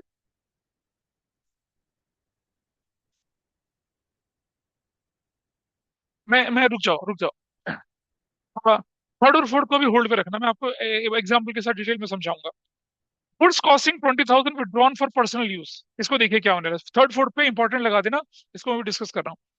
goods costing 20,000 withdrawn for personal use, इसका क्या इफेक्ट पड़ने वाला है देखिए जरा, अगर गुड्स 20,000 रुपए की थी पर्सनल यूज के लिए ले लिया आपने, तो आपकी एंट्री क्या बनती है वैसे, ड्रॉइंग्स और परचेजेस, यही तो होता है, लेकिन एक बात समझना, गुड्स जो निकलेगी वो तो क्लोजिंग स्टॉक को भी घटाएगी ना आपकी, ठीक है या नहीं, आइए देखते हैं कैसे, कितने की, मान लो 20,000 रुपए की चीज है कोई पर्सनल यूज के लिए ले गया, एज अ रिजल्ट क्या बनने वाला है, ये हटाइए यहाँ से, will there be any impact on opening stock, no, 10,000 ही रहेगा, और परचेजेस आपकी उतने से कम हो जाएंगी, होती ना ड्रॉइंग्स टू परचेजेस, परचेज कितने से कम हो जाएगी, 20,000 से, डायरेक्ट एक्सप्रेस में there is no change, what will happen in closing stock, उसमें से भी सामान निकल जाएगा, कितने का, कितने का, 20 का या कितने का, 10,000 का, what is the impact, what is the impact, there is no change, there is no change, ये आपके आंसर में मैम, ठीक है, तो कैसे लिखेंगे, because of this transaction there is no change in cost of goods sold, neither net sales is affected, hence no effect in numerator and denominator, there is no change in the overall ratio, ऐसा लेके चल रहा हूं, ठीक है, अब एक दो और करने के बाद then I will come to that point, बड़ा मजेदार है समझने में, थोड़ा सा ऊपर दिमाग से करना उसको, goods costing 20,000 distributed as a free sample, फिर वही कहानी, परचेजेस से माइनस और क्लोजिंग स्टॉक से माइनस, ये गॉट योर आंसर। अब पकड़ते हैं नंबर 3, ठीक है, before I proceed for number 3 एक छोटी सी बात समझेंगे कि ये हमें कहाँ कहाँ हिट करने वाली है उसको देखें जरा, जब मैंने बोला सेल्स ऑफ गुड्स 25,000 रुपए की हो गई, इसका मतलब जान रहे हैं, जब मैं बोल रहा हूँ कि मेरी सेल्स हो चुकी है, उसका इंपैक्ट देखिए क्या हुआ, अगर मैंने गुड्स बेची, सेल्स हो गया मेरा, तो क्या होने वाला है, यहाँ मेरा 25,000 जुड़ेगा, एवरीबडीज ओके, है ना, और क्लोजिंग स्टॉक से मेरा माइनस होगा, ये हटा दूं मैं यहाँ से, तो क्या होने वाला है, सेल्स मेरी कितने से बढ़ेगी, 25,000 से, क्योंकि सेल्स प्राइस 25,000 है, और 10,000 में देर इज नो चेंज, 40,000 में देर इज नो चेंज, 60,000 में there is no change, however closing stock कितने से कम हो जाएगा, 25 से ना, यही होगी गलती, क्योंकि क्लोजिंग स्टॉक तो कॉस्ट पे है और सेल्स प्रॉफिट मिला के है, प्लीज विजुअलाइज करिए, सेल्स क्या होती है? Cost plus profit. Closing stock किस वैल्यू पे रिकॉर्ड करते हैं आप? अपनी कॉस्ट पे। तो क्लोजिंग स्टॉक तो किस पे रिकॉर्ड हो रखा है? कॉस्ट पे। और सेल्स बढ़ रही है क्या? प्रॉफिट मिला के। है ना? वो इम्पैक्ट देखना है हमने। अरे भाई सुन, जब तुम्हारे गोडाउन में सामान पड़ा है तो तुमने उसका लिस्ट प्राइस क्या रखा है अपना? कॉस्ट प्लस प्रॉफिट मिला के रखा है। अगर तुम्हारे गोडाउन में सामान पड़ा है 80,000 रुपए का मान लो, तो उसकी और उसका सेल्स प्राइस 1 लाख रुपए है, तुम खुद यूज करने वाले हो, तो उसे 1 लाख में यूज करोगे, 80 में यूज करोगे? 80 में यूज करोगे, करेक्ट। लेकिन जब तुम उसे सेल्स में दिखाओगे तो क्या करोगे? स्टॉक से तो कितना माइनस करके दिखाओगे? 80। और सेल्स में कितना बना के दिखाओगे उसको? 20,000 जोड़ के 1 लाख का। तो यानी कि सेल्स प्राइस तो कितना प्रॉफिट के साथ इंक्रीज हुई, लेकिन स्टॉक तो बिना प्रॉफिट के इंक्रीज हुआ ना, डिक्रीज हुआ ना।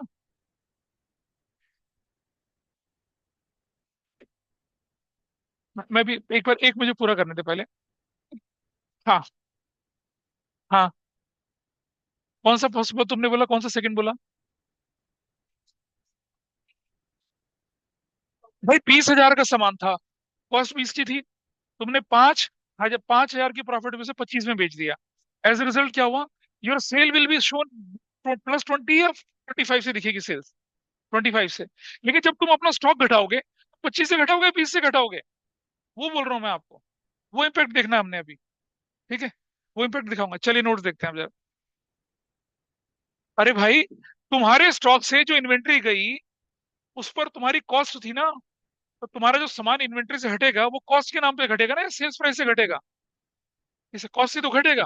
तो स्टॉक तो घट गया कॉस्ट से, और सेल्स बढ़ गई प्रॉफिट मिला के, तो इम्पैक्ट तो पड़ना है ना। अब कहाँ का इम्पैक्ट पड़ना है वो देखना है हम लोगों ने। अरे वो होगा नहीं होगा उसको बाद में देखेंगे।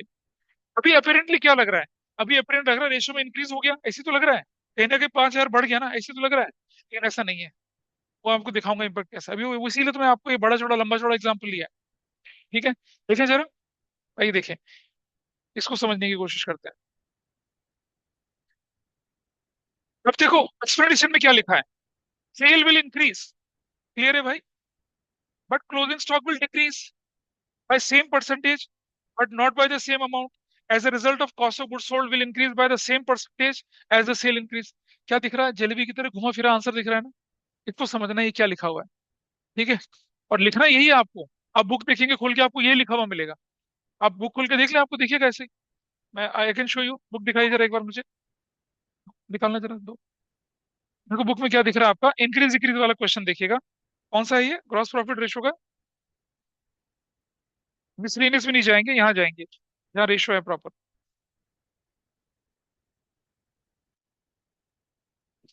Page number 3.75, 3.73।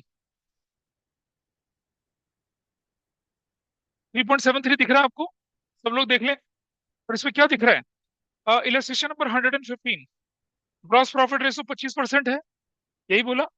पॉइंट नंबर पढ़िए आप, कौन सा वाला? 3। Revenue from operation on sale of stock in trade costing 85,000 की। 85,000 कॉस्ट की चीज आपने बेच दी है। ठीक है। अब 85,000 की कॉस्ट बेची है, तो आपको उसका सेल्स प्राइस निकालना पड़ेगा। है ना? यहाँ हमारे पास क्या दे रखा है? सेल्स दे रखी है, तो कॉस्ट निकालना पड़ेगा। आप देख रहे हैं आंसर में क्या लिखा है? Revenue from operation increase but closing inventory will decrease by the same percentage, not by the same amount as a result. ऐसे दिख रहा है। अरे मैं पहले ये सिखा रहा हूँ ना आपको, फिर तो कुछ भी कर लोगे आप लोग। पहले मुझे ये तो सिखाना तो क्या हुआ है। हाँ।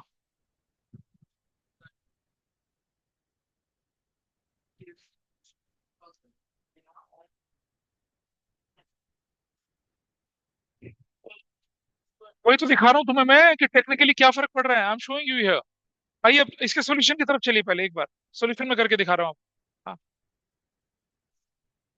क्या बेटा? कर ले, रुक जाओ, पहले क्वेश्चन तो सॉल्व कर लें। वे दिखा देख लें। आइए देखें। एक एक स्टेप लेके चल रहे हैं, एक एक स्टेप लेके। ठीक है, आपके सामने सॉल्यूशन है। अगर जरूरत पड़ी तो बोर्ड पे भी करूंगा। ठीक है, पहला स्टेप। ग्रॉस प्रॉफिट रेशियो क्या होती है? ग्रॉस प्रॉफिट अपन में रेवेन्यू फ्रॉम ऑपरेशंस इनटू 100। मान लिया मैंने ग्रॉस प्रॉफिट है 2 लाख रुपए का और रेवेन्यू फ्रॉम ऑपरेशन 10 लाख का, तो आपका आंसर कितना है? 20%। ये हम वेरीफाई कर रहे हैं अपने फैक्ट को हाइपोथेटिकल एग्जांपल के साथ। अब क्या हुआ? Cost of revenue from operation या कॉस्ट ऑफ गुड सोल्ड जो क्या होती है? Opening stock plus net purchase plus direct minus closing stock होती है। तो मैंने क्या किया? Cost of good sold. अच्छा, अब आप देख रहे हैं ना इसी तरह से क्वेश्चन में कि भाई अगर हमारे पास 10 लाख रुपए की सेल्स है और 2 लाख रुपए का जीपी है, तो कॉस्ट ऑफ गुड सोल्ड कितनी होनी चाहिए हमारे पास? 8 लाख की होनी चाहिए। ठीक है, ये हमने लिख दिया यहाँ पर। अब वो 8 लाख कैसे जस्टिफाई करा? ओपनिंग स्टॉक 2 लाख का लिखा, नेट परचेज 5 लाख के लिखी, डायरेक्ट एक्सपेंस 3 लाख के लिखे, और क्लोजिंग स्टॉक कितने का लिखा? 2 लाख का लिखा, और 8 लाख बना दिया, जैसे मैंने अभी किया था यहाँ पर। ऐसी हाइपोथेटिकल एग्जांपल बना दिया। Is that okay with everybody? Line 3 तक समझ में आ रही है चीजें? This is clear? नंबर 4 पे आ जाए। Now in the given case, sales price of goods is 25,000, which means gross profit will be what? 25,000 का 20% कितना होगा? 5,000। चौथी लाइन पे तक सब लोग एग्री करते हैं? बताइए, हाँ या ना बोलो। एग्री कर रहे हो? और आगे चलते हैं। Then the cost of the item sold will be what? Sales minus gross profit कितना होगा? 20,000 होगा। एग्री करते हैं इस बात से? बोलो हाँ या ना। चलिए आ जाइए। Now the effect on cost of good sold will be क्या होगा? 2 lakh opening stock as it is रहेगा, purchases 5 lakh as it is रहेगी, डायरेक्ट एक्सपेंस 3 लाख के एज इट इज रहेंगे, लेकिन 2 लाख रुपए के क्लोजिंग स्टॉक में से कितना माइनस होगा? 20,000 माइनस होगा। एज ए रिजल्ट मेरी कॉस्ट ऑफ गुड सोल्ड कितनी हो जाएगी? 8,20,000 की हो जाएगी। ठीक है जी। और यहाँ मैंने एरो लगा रखा ना, closing stock as at cost लिखा हुआ है। करेक्ट जी। और सेल्स प्राइस कितना होगा भाई? 10 लाख प्लस 25,000, कितने की हो जाएगी? 1025। और क्या लिखा है? Closing stock at sales price लिखा है एरो डाल के। फर्क देख रहे हो दोनों में? अब ग्रॉस प्रॉफिट कितना बनेगा अब आपका? 1025 माइनस 820 कितना बनेगा? 2,05,000। एग्री और नॉट इस लाइन से अबीरा? ठीक है। और ग्रॉस प्रॉफिट रेशियो कितनी बनेगी आपकी? 2,05,000 डिवाइडेड बाई 1025 इंटू 100 कितनी बनेगी? 20%। Hence, hence no change.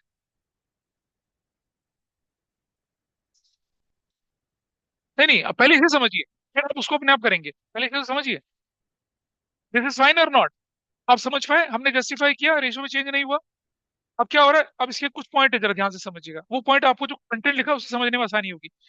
Closing stock is reduce by cost 20,000 and sale is increase by 25,000। ये हमारा कंक्लूजन है। Sale will increase by 25,000 which is 2.5% of 10 lakh. समझ पा रहे हैं? But closing stock will decrease by the same percentage, that is 5,000 of 2 lakh, यानी कि 2.5%, not by the same amount, but that is reduce by same percentage. Is that clear? यही तो confusion लग रहा था। आप देख रहे हैं भाई, सेल्स इंक्रीज हो रही है 25,000 से, क्योंकि ओरिजिनल सेल का 2.5% है, और स्टॉक डिक्रीज हो रहा है कितना? 5,000 से। जो ओरिजिनल स्टॉक का भी कितना परसेंट? 2.5% है ना। तो ये बोल रहा है क्या? Reduce by same percentage, not by the same amount. ये बताने की कोशिश कर रहा है क्वेश्चन। हाँ तो रुक जाओ। Closing stock will decrease by the same percentage है ना। क्लोजिंग स्टॉक कितने का आपका? हाँ रुको बेटा, समझ।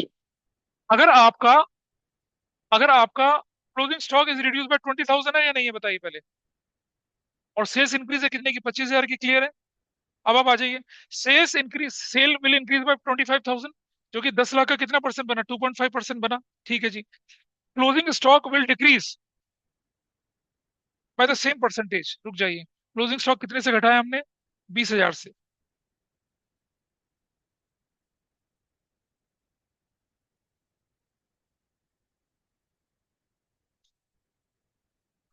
सेकंड पॉइंट को भी होल्ड करना, थर्ड पॉइंट पे आइए जरा। Cost of good sold will increase bye कितने से? कॉस्ट ऑफ गुड सोल्ड कितने से इंक्रीज हुई थी आपकी? 20,000 से, जो कि कितना परसेंट है 8 लाख का? कितना? 2.5। और सेल्स इंक्रीज कितनी हुई है? 25,000 से, जो कि कितना परसेंट है 10 लाख का? 2.5। अब जरा ऊपर एक्सप्लेनेशन में चलें। Sale will increase but closing stock will decrease. ठीक है जी। By the same percentage, not by the same amount. आप देख रहे हैं, सेल इंक्रीज हो रही है 25,000 से, क्लोजिंग स्टॉक डिक्रीज हो रहा है 20,000 से। दोनों अलग अलग अमाउंट से हो रहे हैं ना डिक्रीज, लेकिन परसेंटेज तो दोनों की सेम ही है। तो टू वाले को छोड़, अभी पहले 3 वाले के साथ रिलेट कर, मैं टू का भी बताता हूँ। फर्स्ट और थ्री में क्लियर है चीजें या नहीं? थर्ड, थर्ड दोबारा से देखिए। आपका कॉस्ट ऑफ गुड सोल्ड पहले कितना था? 8 लाख। ऊपर चलिए जरा सोल्यूशन में, कॉस्ट ऑफ गुड सोल्ड कितना हो गया? 8 20। हाँ है ना? कितना इंक्रीज हुआ? 20,000 इंक्रीज हुआ। 20,000 8 लाख का कितना परसेंट होता है? 2.5%। ठीक है जी। ऐसी चलिए आपकी सेल्स। सेल्स पहले कितने की थी? 10 लाख। अब कितनी होगी? 1025। 25 10 लाख का कितना होता है? 2.5। आप देख रहे हैं कॉस्ट ऑफ गुड सोल्ड भी इंक्रीज हो रही है 2.5% से, और सेल्स भी इंक्रीज हो रही है 2.5% से। रेशियो में तो चेंज आना ही नहीं है। ठीक है, अब जरा ये देखते हैं कि सेकंड पॉइंट में क्या लिखा हुआ, वहां गड़बड़ क्या हो रही है। Sales will increase by 25,000 which is 22.5% of the 10 lakh, but closing stock will decrease by the same percentage. Closing stock कितने से जा रहा है, 20,000।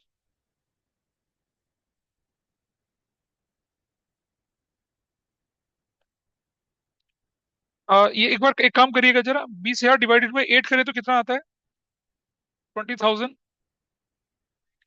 डिवाइडेड बाय 8 लाख करें तो 2.5 आता है। हाँ, ये थोड़ा सा बदल गया है। But closing stock was decrease by the same percentage, that is, इसको ठीक करना थोड़ा सा। दैट इज 20,000 ऑफ कितना, 8 lakh, of 8 lakh. Second point पे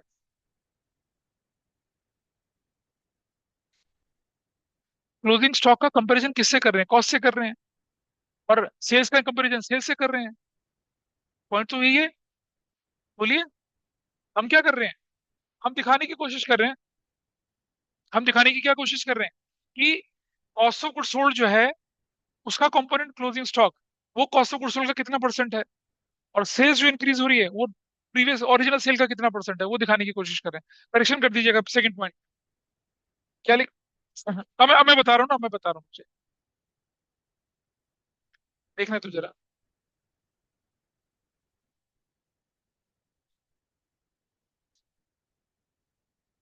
हाँ, सेकंड पॉइंट हम हटा सकते हैं यहाँ से, सेकंड पॉइंट हटा दीजिए, सेकंड पॉइंट की जरूरत नहीं है।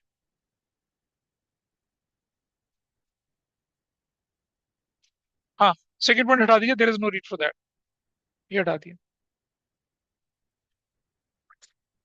अब एक बार दोबारा से देखते हैं इसको, ठीक है। हमारे पास क्या था, हमारे पास था क्वेश्चन में क्या दे रखा था हमारे पास, सेल ऑफ गुड्स कितने की थी, 25,000 रुपए की थी। ठीक है, और आपके पास जो बुक में क्वेश्चन उसमें क्या लिखा हुआ है, कॉस्ट से, आपको जो मैंने क्वेश्चन देखा था उसको करेंगे अभी, ठीक है, पहले इसको देख लेते हैं। सेल गुड्स 25,000 रुपए की थी, अगर 25,000 का सेल बिका है, और अब आप देखिए, दोबारा देखिए, ग्रॉस प्रॉफिट रेशो कैसे बनी हमारी, ग्रॉस प्रॉफिट अपॉन में रेवेन्यू फ्रॉम ऑपरेशन कर दिया 20%। अगर ग्रॉस प्रॉफिट 20% है 10 लाख का, तो कॉस्ट ऑफ गुड्स सोल्ड कितनी होगी, 8 लाख। फिर मान लिया कॉस्ट ऑफ गुड्स सोल्ड कितनी हमारे पास है, opening plus net purchase plus direct minus closing stock, तो 2 lakh plus 5 lakh plus 3 lakh minus 2 कितना हो गया, 8 लाख हो गया, दिस फाइन। फिर हम थोड़ा और आगे बढ़े, सेल्स प्राइस 25,000 है, इसका मतलब ग्रॉस प्रॉफिट इस सेल्स प्राइस में कितना होगा, 5,000 का होगा। यहाँ तक ठीक है सबकी चीजें। तो अगर ग्रॉस प्रॉफिट 5,000 है तो उसकी ओरिजिनल कॉस्ट क्या रही होगी, सेल्स माइनस ग्रॉस प्रॉफिट बराबर है 20,000। अब मैं इक्वेशन दोबारा हूँ कॉस्ट ऑफ गुड्स सोल्ड पे, मेरा ओपनिंग स्टॉक 2 लाख रुपए का ही है, मेरा नेट परचेज 5 लाख का ही है, और मेरा डायरेक्ट एक्सपेंस 3 लाख का है, लेकिन मेरा क्लोजिंग स्टॉक 2 लाख रुपए का है। तो मेरे क्लोजिंग स्टॉक से कितना माइनस होगा, 20 होगा या 25 माइनस होगा, 20 माइनस हो गया। मेरा कॉस्ट ऑफ गुड्स सोल्ड कितना आ गया, 820, और मेरी सेल्स कितनी होगी अब, 10 + 25 कितनी हो जाएगी, 10,25,000। करेक्ट। अब सेल्स का इंक्रीज सेल्स से कंपेयर कर लीजिए, और क्लोजिंग स्टॉक का डिक्रीज किससे कंपेयर कर लीजिए, कॉस्ट ऑफ गुड्स सोल्ड से। ठीक है, आ जाइए नीचे, ग्रॉस प्रॉफिट कितना हो जाएगा, अब आप देखिए, नया ग्रॉस प्रॉफिट कितना होगा, 2,05,000, और नया सेल्स प्राइस कितना होगा, 10,25,000। तो नई जीपी रेशियो कितनी बन जाएगी, 25 डिवाइडेड बाई 1025 इंटू 100, 20% ही रहेगी जो पहले थी, नो चेंज हुआ। अब जरा एक्सप्लेनेशन में देखिए, closing stock is reduce by 20,000, ठीक है, and sale is increase by 25,000, ये क्लियर है। Cost of good sold is increase by the same percentage, cost of good sold आपकी क्या हो रही है, इंक्रीज हो रही है ना। कॉस्ट ऑफ गुड सोल्ड कितनी थी पहले, 8 लाख थी, अब 820 हो गई, 20,000 से बढ़ रही है। तो वो कितना परसेंट है 8 लाख का, 2.5%। और जो सेल्स थी वो पहले कितनी थी आपकी, 10 लाख थी, अब बढ़कर 1025 हो गई, तो सेल्स में कितना इंक्रीज हुआ, 25,000 का, 25,000 10 लाख का कितना परसेंट, 2.5%। तो अब आप देखिए ऊपर जो हमने लिखा है क्या, sale will increase but cost of good sold closing stock will decrease by the same percentage, समझ में आया, but not by the same amount. As a result cost of good sold will increase by the same percentage as the sale increase. ये आपका answer है।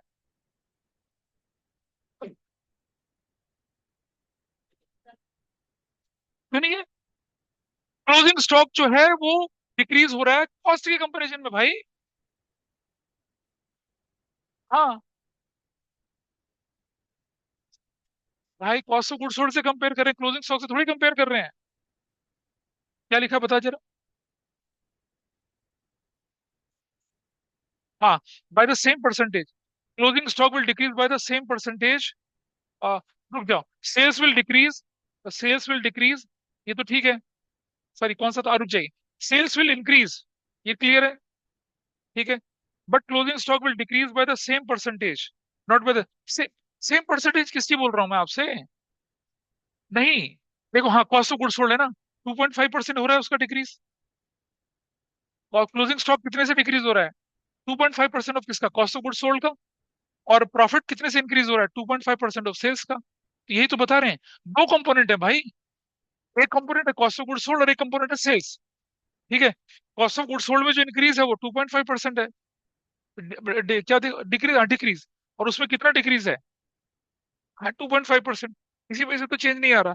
अगर इनमें हल्का सा चेंज हो जाता तो चीजें बदल जाती।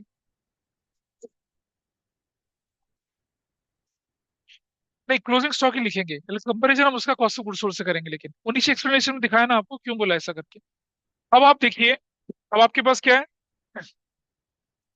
अपनी बुक वाला क्वेश्चन करिए आप एक बार, या आप सेल्स रिटर्न वाले को करके देखिए इसको। सेल्स रिटर्न है ना 25,000 रुपए का, इसका आंसर लेके देखिए कैसे होता है। सेल्स रिटर्न 25,000 है, इसका मतलब क्या था, प्लीज समझना। 10 लाख की अगर सेल्स थी, सेल्स रिटर्न 25,000 हो गया, तो आपकी सेल्स कितनी रह जाएगी? 975, ठीक है। लेकिन जब आप क्लोजिंग स्टॉक बढ़ाएंगे तो कितने से बढ़ाएंगे? 20,000 से बढ़ाएंगे। वो इम्पैक्ट देखिए आप क्या आ रहा है। हाँ करके दिखा, करके देखिए। This is what you have to. बताइए क्या इन्फॉर्मेशन गिवन थी आपके पास, was the information given to you? सुनिए, हम लोग क्या लेके चल रहे हैं, हाइपोथेटिकल एग्जांपल लेके चल रहा हूँ कोई भी मैं। और मेरे पास कितने की इन्फॉर्मेशन है यहाँ पर? हमारे पास है ग्रॉस प्रॉफिट रेशो जो कितनी है बताइए क्वेश्चन में, 20%, ठीक है। और मैं मान के चल रहा हूँ कि लेट सेल्स हमारे पास कितनी है, 1 लाख है, ठीक है, ऐसे ही करके चल रहे हैं। और कॉस्ट हमारे पास, कॉस्ट ऑफ गुड्स सोल्ड कितनी हो जाएगी हमारे पास अब? हाँ, 80,000 हो जाएगी, ऐसे करके चल रहे हैं, ठीक है। और एज अ रिजल्ट क्या होने वाला है हमारे पास? 1 लाख थोड़ा बढ़ा दें इसको, 10 लाख कर देते हैं, चलो 8 लाख कर देते हैं, ठीक है। अब कॉस्ट ऑफ गुड्स सोल्ड अगर मैं अलग से कैलकुलेट कर रहा हूँ, तो कैसे कैलकुलेट करूंगा जरा देखना। ओपनिंग स्टॉक लिख रहा हूँ कुछ भी, प्लस नेट परचेजेस लिख रहा हूँ कुछ भी, प्लस डायरेक्ट एक्सपेंस लिखता हूँ कुछ भी, और माइनस क्लोजिंग स्टॉक लिखता हूँ कुछ भी, ठीक है। ये कुल मिलाकर कितना बन रहा है मेरा? 8 लाख ही तो बनेगा, ठीक है। अब मैं अंदर की डिटेल में नहीं जा रहा। अब आप देखिए, आपने क्या कर दिया, सेल्स रिटर्न करा ना, तो सेल्स, सेल्स कौन सी वाली, न्यू वाली कितनी है आपकी बताइए? 10 लाख माइनस कितना, 25,000 हो जाएगा, तो कितनी हो जाएगी सेल्स न्यू वाली? 975, ठीक है। सेल में डिक्रीज, सेल डिक्रीज कितने से हो रही है बताइए परसेंटेज में? 25,000, किसका? 10 लाख का। ये तो बोलूंगा मैं, कितना हो जाएगा बताइए? 100, कितना बनेगा? 2.5% डिक्रीज किसमें हुआ, सेल्स में हुआ। एग्री और नॉट? ठीक है जी। अब मुझे बताइए, जब आपकी सेल्स रिटर्न वापस आएगी, तो ये कितने से बढ़ेगा? 25,000 का सामान था ना, 25,000 का सामान था आपके पास, सेल्स प्राइस कितना था? 25,000 था। तो ग्रॉस प्रॉफिट कितना हो जाएगा इस पे? 25,000 का कितना परसेंट, 20%, तो कितना हो जाएगा? 5,000। तो कॉस्ट कितनी हो जाएगी इसकी? कॉस्ट हो जाएगी इसकी 20,000। तो ये cost of goods sold, cost of goods sold, goods sold नया वाला, न्यू, वो कितना होगा आपके पास? 8,20,000 होगा, हाँ या ना? अरे बेटा इसके अंदर जुड़ेगा ना, इसके अंदर जुड़ेगा, इसके अंदर। देखिए मैं दिखा रहा हूँ, मैं करके दिखा रहा हूँ। ओपनिंग स्टॉक मैंने बोल दिया, मान लो 2 लाख रुपए, 1 लाख रुपए का, प्लस नेट परचेजेस मान लो मैं कर रहा हूँ 5 लाख रुपए की, और मान लिया 5, और ये मान लो 4 लाख रुपए का डायरेक्ट एक्सपेंसेस। तो 5 4 9 और 1 10, और मैंने 2 लाख कर दिया यहाँ से। तो कितनी वैल्यू आई? 8 लाख आई हमारे पास वैल्यू। This is fine. अब क्या होने वाला है, सेल्स रिटर्न होगी उससे क्या होने वाला है मेरा, क्लोजिंग स्टॉक कितना बनेगा, क्लोजिंग स्टॉक कितने से बढ़ जाएगा मेरा बताइए। ये कितना हो जाएगी वैल्यू, इसकी वैल्यू कितनी हो जाएगी अब, 220 हो जाएगी। एज ए रिजल्ट ये कितना हो जाएगा मेरा, 780 हो जाएगा। एज ए रिजल्ट ये हो जाएगा, वहां पर हमारा सेल्स हो रही थी, यहाँ पर सेल्स रिटर्न है, इसलिए फर्क पड़ रहा है। ठीक है, तो मुझे बताइए कि cost of good sold new कितनी है आपके पास है, 780। ठीक है, decrease in cost of good sold कितनी आ रही है, 20,000 एज कम्पेयर टू किसका, 8 लाख, इंटू 100 कितना डिक्रीज हुआ, 2.5% का डिक्रीज हुआ। अब आप ध्यान से देखिए, ध्यान से देखिए न्यू ग्रॉस प्रॉफिट कितना बनेगा आपके पास, new gross profit, new gross profit, new sales minus new cost of good sold. New sales कितनी है आपके पास बताइए, 9 लाख। न्यू सेल्स कितनी है, 975। और माइनस न्यू कॉस्ट कितनी है आपके पास, 780। What is your new gross profit कितना बताइए, क्या वैल्यू निकल कर आ रही है बताइए, 182, हाँ नो 195। ठीक है, न्यू जीपी रेशो कितनी आई, 195 अपॉन में कितना कर रहा हूं मैं, सेल्स कितना है मेरा, 975 इंटू 100 क्या बन रहा है बताइए। ये परसेंटेज ठीक आ रही है गलत आ रही है, कितना आ रहा है ये, पक्का से 20%। सो हमारा आंसर प्रूव हुआ। पहले हमने क्या लिया था, सेल्स को लेके चले थे, अब हमने सेल्स रिटर्न को लेके चले। सेल्स में वैल्यू बढ़कर आ रही थी ना, इंप्रूव इंप्रूव आ रहा था, यहाँ घटकर आ रहा है। ऐसे ही आपको जो मैंने क्वेश्चन बताया था ना, कौन सा वाला, अरे कौन सा क्वेश्चन बताया था, 115, उसको ट्राई करके देख सकते हैं हाइपोथेटिकल एग्जांपल की मदद से। लेकिन रटने के लिए बड़ा अच्छा है कि, रटने के लिए देखिए आपके सामने क्या लिखा हुआ है, अब देखिए यहाँ पर मैं दोबारा दिखा रहा हूँ आपको, सेम सेम रीजन गिवन है, देखो यहाँ देखो दिख रहा है, सी द सोल्यूशन है।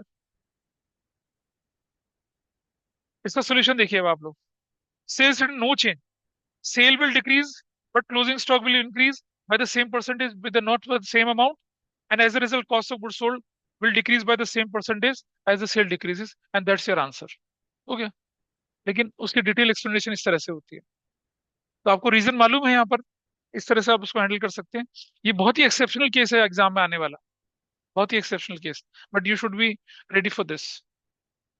ठीक है, इसीलिए इस पर टाइम लगता है, इसलिए मैंने बताया। I hope this is clear now. जो हम लाइनें लिख रहे हैं ना, बड़ी अनुभूत सी लाइनें थी कि sale will increase but closing stock will decrease by the same percentage. इसी तरह से sales will decrease but closing stock will increase by the same percentage, not by the same amount. Hence cost of goods sold में भी change नहीं है, sales में भी change नहीं है, रेशो विल नॉट चेंज। क्या चीज बेटा, हाँ हाँ करेंगे ना, हाँ करके चलेंगे ना, फिर वैसे करके चलेंगे। चलिए अब जरा दूसरे पे चलते हैं थोड़ा सा।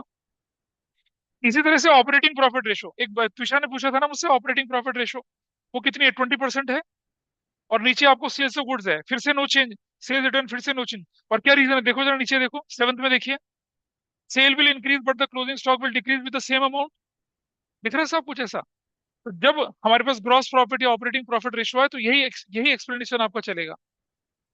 ये रूल ऑफ थंब है, हाँ चल रहा है, इसलिए तो लिया आपके सामने ये वाला। अब जरा ऑपरेटिंग रेशो की तरफ चले नीचे जरा, वहां फिर देखिए ऑपरेटिंग रेशो में क्या आ रहा है आपके पास, फिर से sale will increase but closing stock will decrease by the same amount. और नीचे चलिए क्या, सेल्स रिटर्न वाले में भी वही चीज निकल कर आ रही है। तो you should B extra careful जब आप सेल्स रिटर्न की बात करें, और जब आप किसकी बात करें, सेल्स ऑफ गुड्स की बात करें। परचेज रिटर्न में कोई फर्क नहीं पड़ने वाला इतना ज्यादा, क्योंकि परचेज रिटर्न का प्रॉफिट में कोई इंपैक्ट नहीं पड़ता, लेकिन सेल्स रिटर्न और सेल्स का प्रॉफिट में इंपैक्ट पड़ता है भाई। इसलिए ये सिचुएशन आपके लिए क्या बन गई, एक रूल ऑफ थंब बन सकती है। ठीक है, अच्छा, ऑपरेटिंग रेशो जानते हैं आप किसके बराबर होती है, ऑपरेटिंग कॉस्ट होती है, वो जो किसके बराबर होती है, cost of goods sold plus operating expenses. जरा नीचे देखिए, goods costing 1000 withdrawn for personal use, इसका नतीजा क्या हुआ, परचेज और क्लोजिंग स्टॉक डिक्रीज होगा, कॉस्ट ऑफ गुड्स सोल्ड में कोई फर्क पड़ा नहीं, ऑपरेटिंग में कोई फर्क पड़ा नहीं, सेल्स में कोई फर्क पड़ा नहीं, तो नो चेंज। ऐसे ही पेमेंट टू क्रेडिटर हमने कर दी 2000 की, तो कैश और क्रेडिटर है, ऑपरेटिंग रेशो में कोई लेने देना इसका होता ही नहीं है। ठीक है, परचेज ऑफ गुड्स कर ली हमने 20,000 रुपए की, देख रहे हैं purchase of goods. Operating ratio करते समय क्या होने वाला है बताइए, परचेज ऑफ गुड्स से कॉस्ट ऑफ गुड्स सोल्ड बढ़ जाएगी। एग्री करते हो? हाँ है ना? कॉस्ट ऑफ गुड्स सोल्ड बढ़ी, ऑपरेटिंग एक्सपेंस नहीं बढ़ा, न्यूमरेटर बढ़ गया और सेल्स भी बढ़ा। तो आप देख रहे हैं नो चेंज। नहीं दिखे ना? नहीं, रुक जाइए, सॉरी रुक जाइए। परचेज ऑफ गुड्स क्या, वो कॉस्ट ऑफ गुड्स सोल्ड भी प्लस माइनस करके आंसर खत्म हो गया ना। तो no change in cost of goods sold, no change in operating, no change in sales, and you got the intact ratio. ऐसे लेके चले। अच्छा, अब जरा देखिए इस पर, ये आपको पढ़ने पड़ेंगे भाई। प्रोप्राइटरी रेशो पे आइए जरा, एग्जाम्पल नंबर 5 है। प्रोप्राइटरी रेशो कितनी है? 0.8:1 है। लोन फ्रॉम बैंक जो कि 5 साल में पे करना है, बताइए कहाँ कहाँ इफेक्ट पड़ेगा। लोन फ्रॉम बैंक है जो 5 साल में पे करना है, इफेक्ट बताइए कहाँ का। नॉन करंट लायबिलिटी बढ़ जाएंगी, यानी कि डेट बढ़ गया, और लोन ले लिया तो कैश बढ़ गया। कैश का यहाँ कोई फर्क ही नहीं पड़ रहा, डेट इक्विटी में कैश का क्या। सुनो, प्रोप्राइटरी रेशो क्या हो रही है, नहीं फर्क पड़ेगा। प्रोप्राइटरी रेशो क्या होती है? शेयर होल्डर फंड अपॉन में टोटल एसेट्स।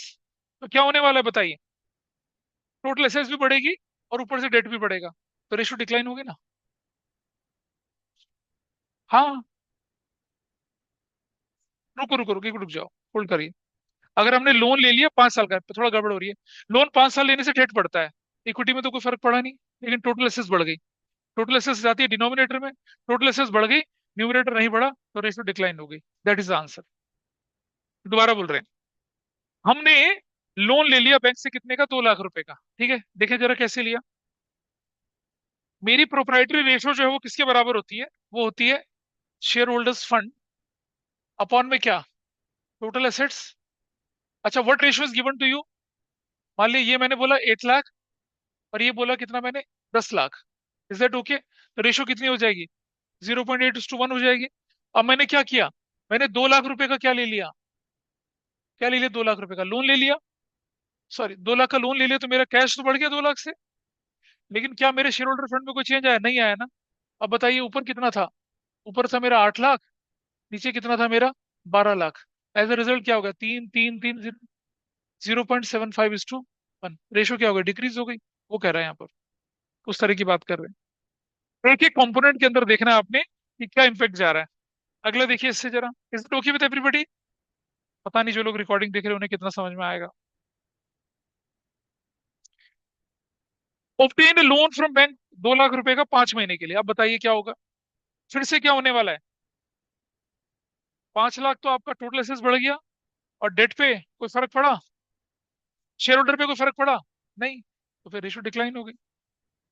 तो करंट लायबिलिटी तुम बोल ही नहीं रहे ना, प्रोप्राइटरी रेशो बोल रहे हैं। Purchase machinery for rupees 5,000, machinery खरीदने से क्या होगा? हाँ, तो नो चेंज क्यों लिखा है? हाँ, कैश में होगा ना। हाँ, तो एसेस प्लस और एसेस माइनस खत्म हो गया, ठीक है। सोल्ड गुड्स ऑन क्रेडिट 30,000 रुपए का, इससे क्या होने वाला है, सोल्ड गुड्स क्रेडिट पे करेंगे तो क्या होगा,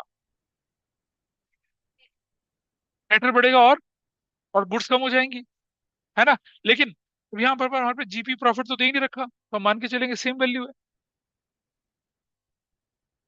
क्या देख रहे हैं क्या हो रहा है? Sale of goods on credit कितने की है, 30,000 रुपए की, ठीक है। इसका नतीजा क्या निकला, डेटर्स हाँ बढ़ जाएंगे, और स्टॉक भी बढ़ जाएगा। तो लेकिन हमारा तो स्टॉक तो एसेट्स में तो कोई चेंज ही नहीं हुआ, तो फिर नो चेंज होना चाहिए ना। ठीक करिए इसको, नो चेंज।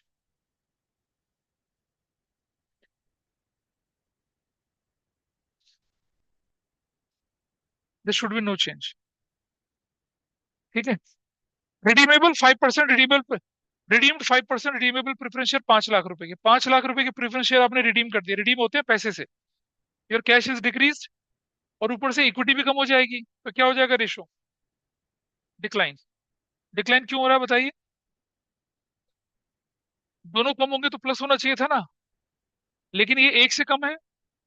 हाँ हाँ, इसीलिए इसीलिए ऐसा हुआ, ठीक है। Got the point. अगर ये 2:1 या 1 से ज्यादा होता तो आपका इफेक्ट उल्टा आ जाता।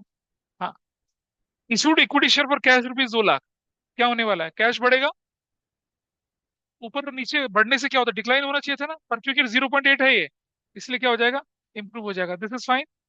और देखिए, issued equity shares to vendor for machinery purchase 2 lakh, फिर क्या होना, इक्विटी बढ़ा, नीचे से एसेट्स बढ़ी, तो क्या हो गया,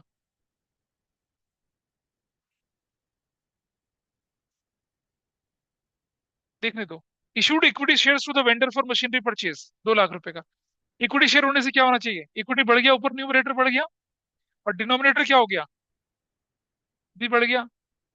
तो दोनों बढ़ने से तो क्या डिक्लाइन ही, इसको ठीक करिए, इसको इंप्रूव लिखिए, क्या लिखना है इसको, इंप्रूव। मैं यहाँ करके दिखा रहा हूँ, रुक जाइए, आई शो यू। यहाँ देखिए कैसे हो रहा है, देखो जरा, कितना था मेरी रेशो, मेरी रेशो 8 लाख अपॉन में 10 लाख है। Is that okay? ऊपर कितना बढ़ गया मेरा, 2 लाख बढ़ गया, नीचे कितना बढ़ गया, 2 लाख बढ़ गया। एज ए रिजल्ट क्या बन गया मेरा, 10 लाख अपॉन में कितना हो गया, 12 लाख। अब निकालिए क्या आंसर आता है, कितना आ रहा है, ये 3 चला गया, 3 चला गया, ये चला गया, कितना हो गया, 10/12, कितना आ रहा है बताइए, कितना आ रहा है, आईपीएमटी वाले निकाल भाई, कितना आ रहा है। हाँ, 10/12 कर दिया तो कितना आ गया, 0.83, पहले कितना था, व्हाट इज द आंसर।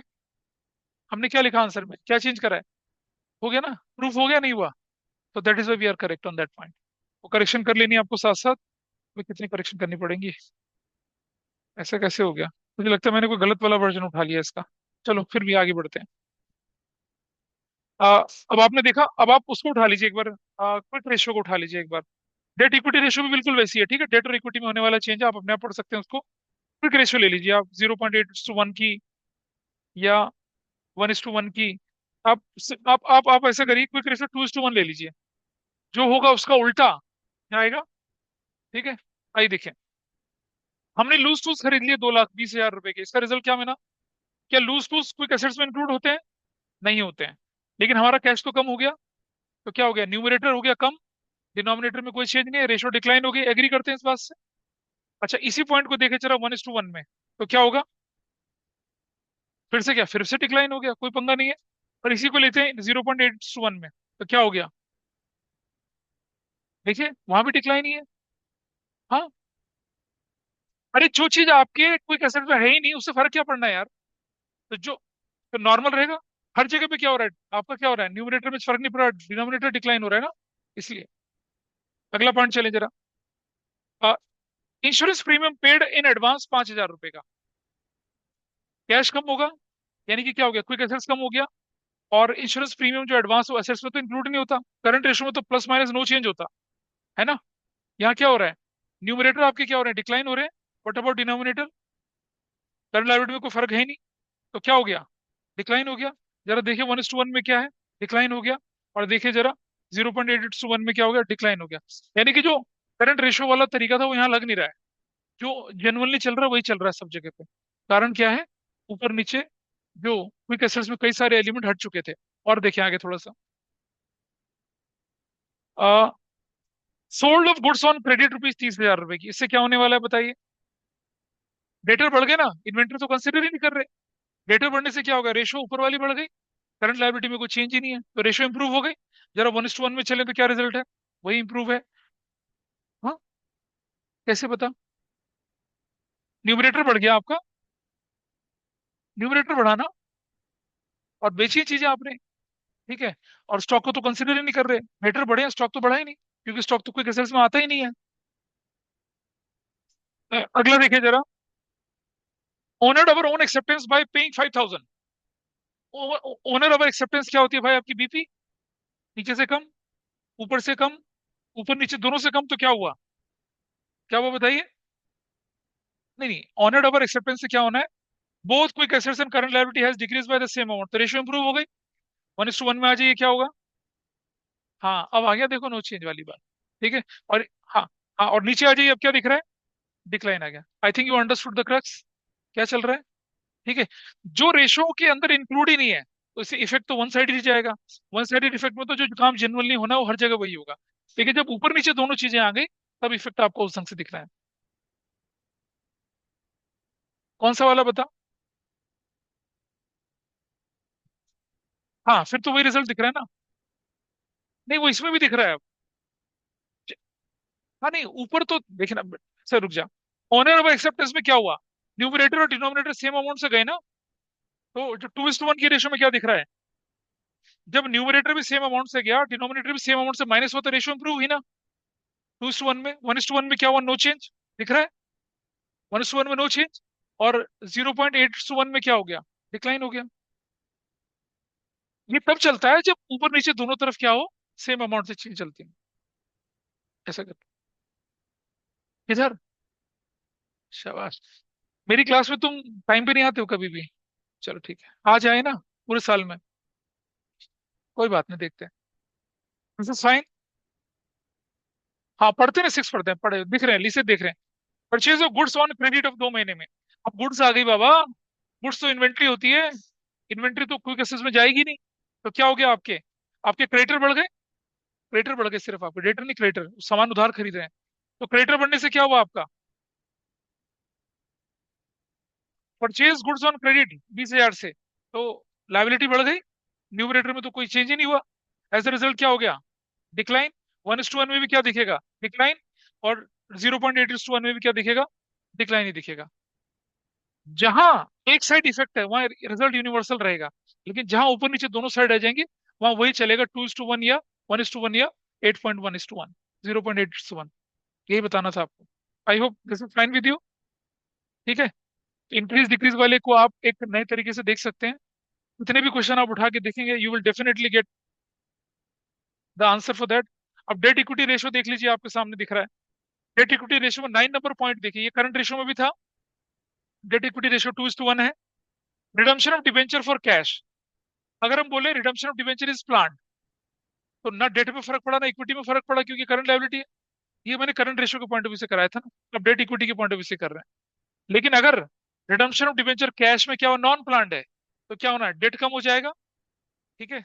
और क्या हो जाएगा? इक्विटी में कोई चेंज नहीं है। नहीं। तो रेशियो क्या होनी चाहिए? हाँ इंक्रीज हो जाएगी ना फिर रेशियो। Date will reduce. रुक जा रुक जा रुक जा रुक जा रुक जा। If redemption of debenture is unplanned and are redeemed out of surplus लिखा है भाई। आउट ऑफ सरप्लस तो इक्विटी में भी चला जाता है ना। किस में जाता है? आउट ऑफ सरप्लस पॉइंट लिख देना यहाँ पर। आउट ऑफ सरप्लस का मतलब क्या हो गया? अब इक्विटी, रिजर्व सरप्लस इक्विटी में है, तो इक्विटी भी कम हुई और क्या कम हुआ? लायबिलिटी भी कम हुई। डेट भी कम हुआ और इक्विटी भी कम हुई, तो रेशियो इंप्रूव हो जाएगी। ऐसा करके चलना है। ठीक है। सारे के सारे रीजन आपके सामने गिवन है, कैसे लिखना है वो बताया। हाँ देखिए, 10th कहाँ है? 10th। हाँ। Conversion of debenture into equity का क्या मतलब हुआ बताइए? प्लान्ड है। Total share holder fund increase but the total long term debt will be not affected as debentures were already shown under current liabilities. ऐसा रिजल्ट क्या बनने वाला है? शेयर होल्डर फंड क्या हो जाएगा? इंक्रीज। है ना। डिनोमिनेटर में तो कोई चेंज ही नहीं हुआ, तो रेशियो क्या हो जाएगी? इंक्रीज। इंक्रीज इंक्रीज निशान लगा लीजिए, इंक्रीज लिखिए। करेक्ट कर दीजिए इसको, इंक्रीज। फाइन। ठीक है। और देखिए कोई। आप देखेंगे, आपको देखने पढ़ने में मजा आएगा इसको। You enjoy this. और जो छोटे मोटे क्वेश्चंस बचे थे ना, मैंने कहा था ना एक ही बार में पूरा करेंगे, तो सारे के सारे हमने देख के कर लिए। ये वैरायटी जितनी भी दिखते हैं, ऐसी वैरायटी है आपके पास। आप चाहे बुक के क्वेश्चन उठा लें, चाहे इलस्ट्रेशन उठा लें, चाहे इसको पहले इससे पढ़ लेना शीट को। देन यू सी बुक के क्वेश्चन आपको कंफर्टेबल लगेंगे। ठीक है। हाँ बोलो, क्या बोलो, कौन सा?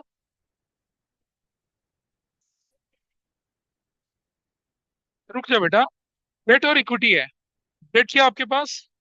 डिवेंचर कन्वर्ट हो गया, प्लांट है। प्लांट है तो करंट लायबिलिटी में फर्क पड़ेगा, डेट में तो फर्क ही नहीं पड़ेगा। तो शेयर होल्डर फंड तो नीचे है ना। हाँ। डिक्लाइन, डिक्लाइन लिखिएगा, सॉरी डिक्रीज लिखिए, इसको decrease not increase. Sorry decrease है ये।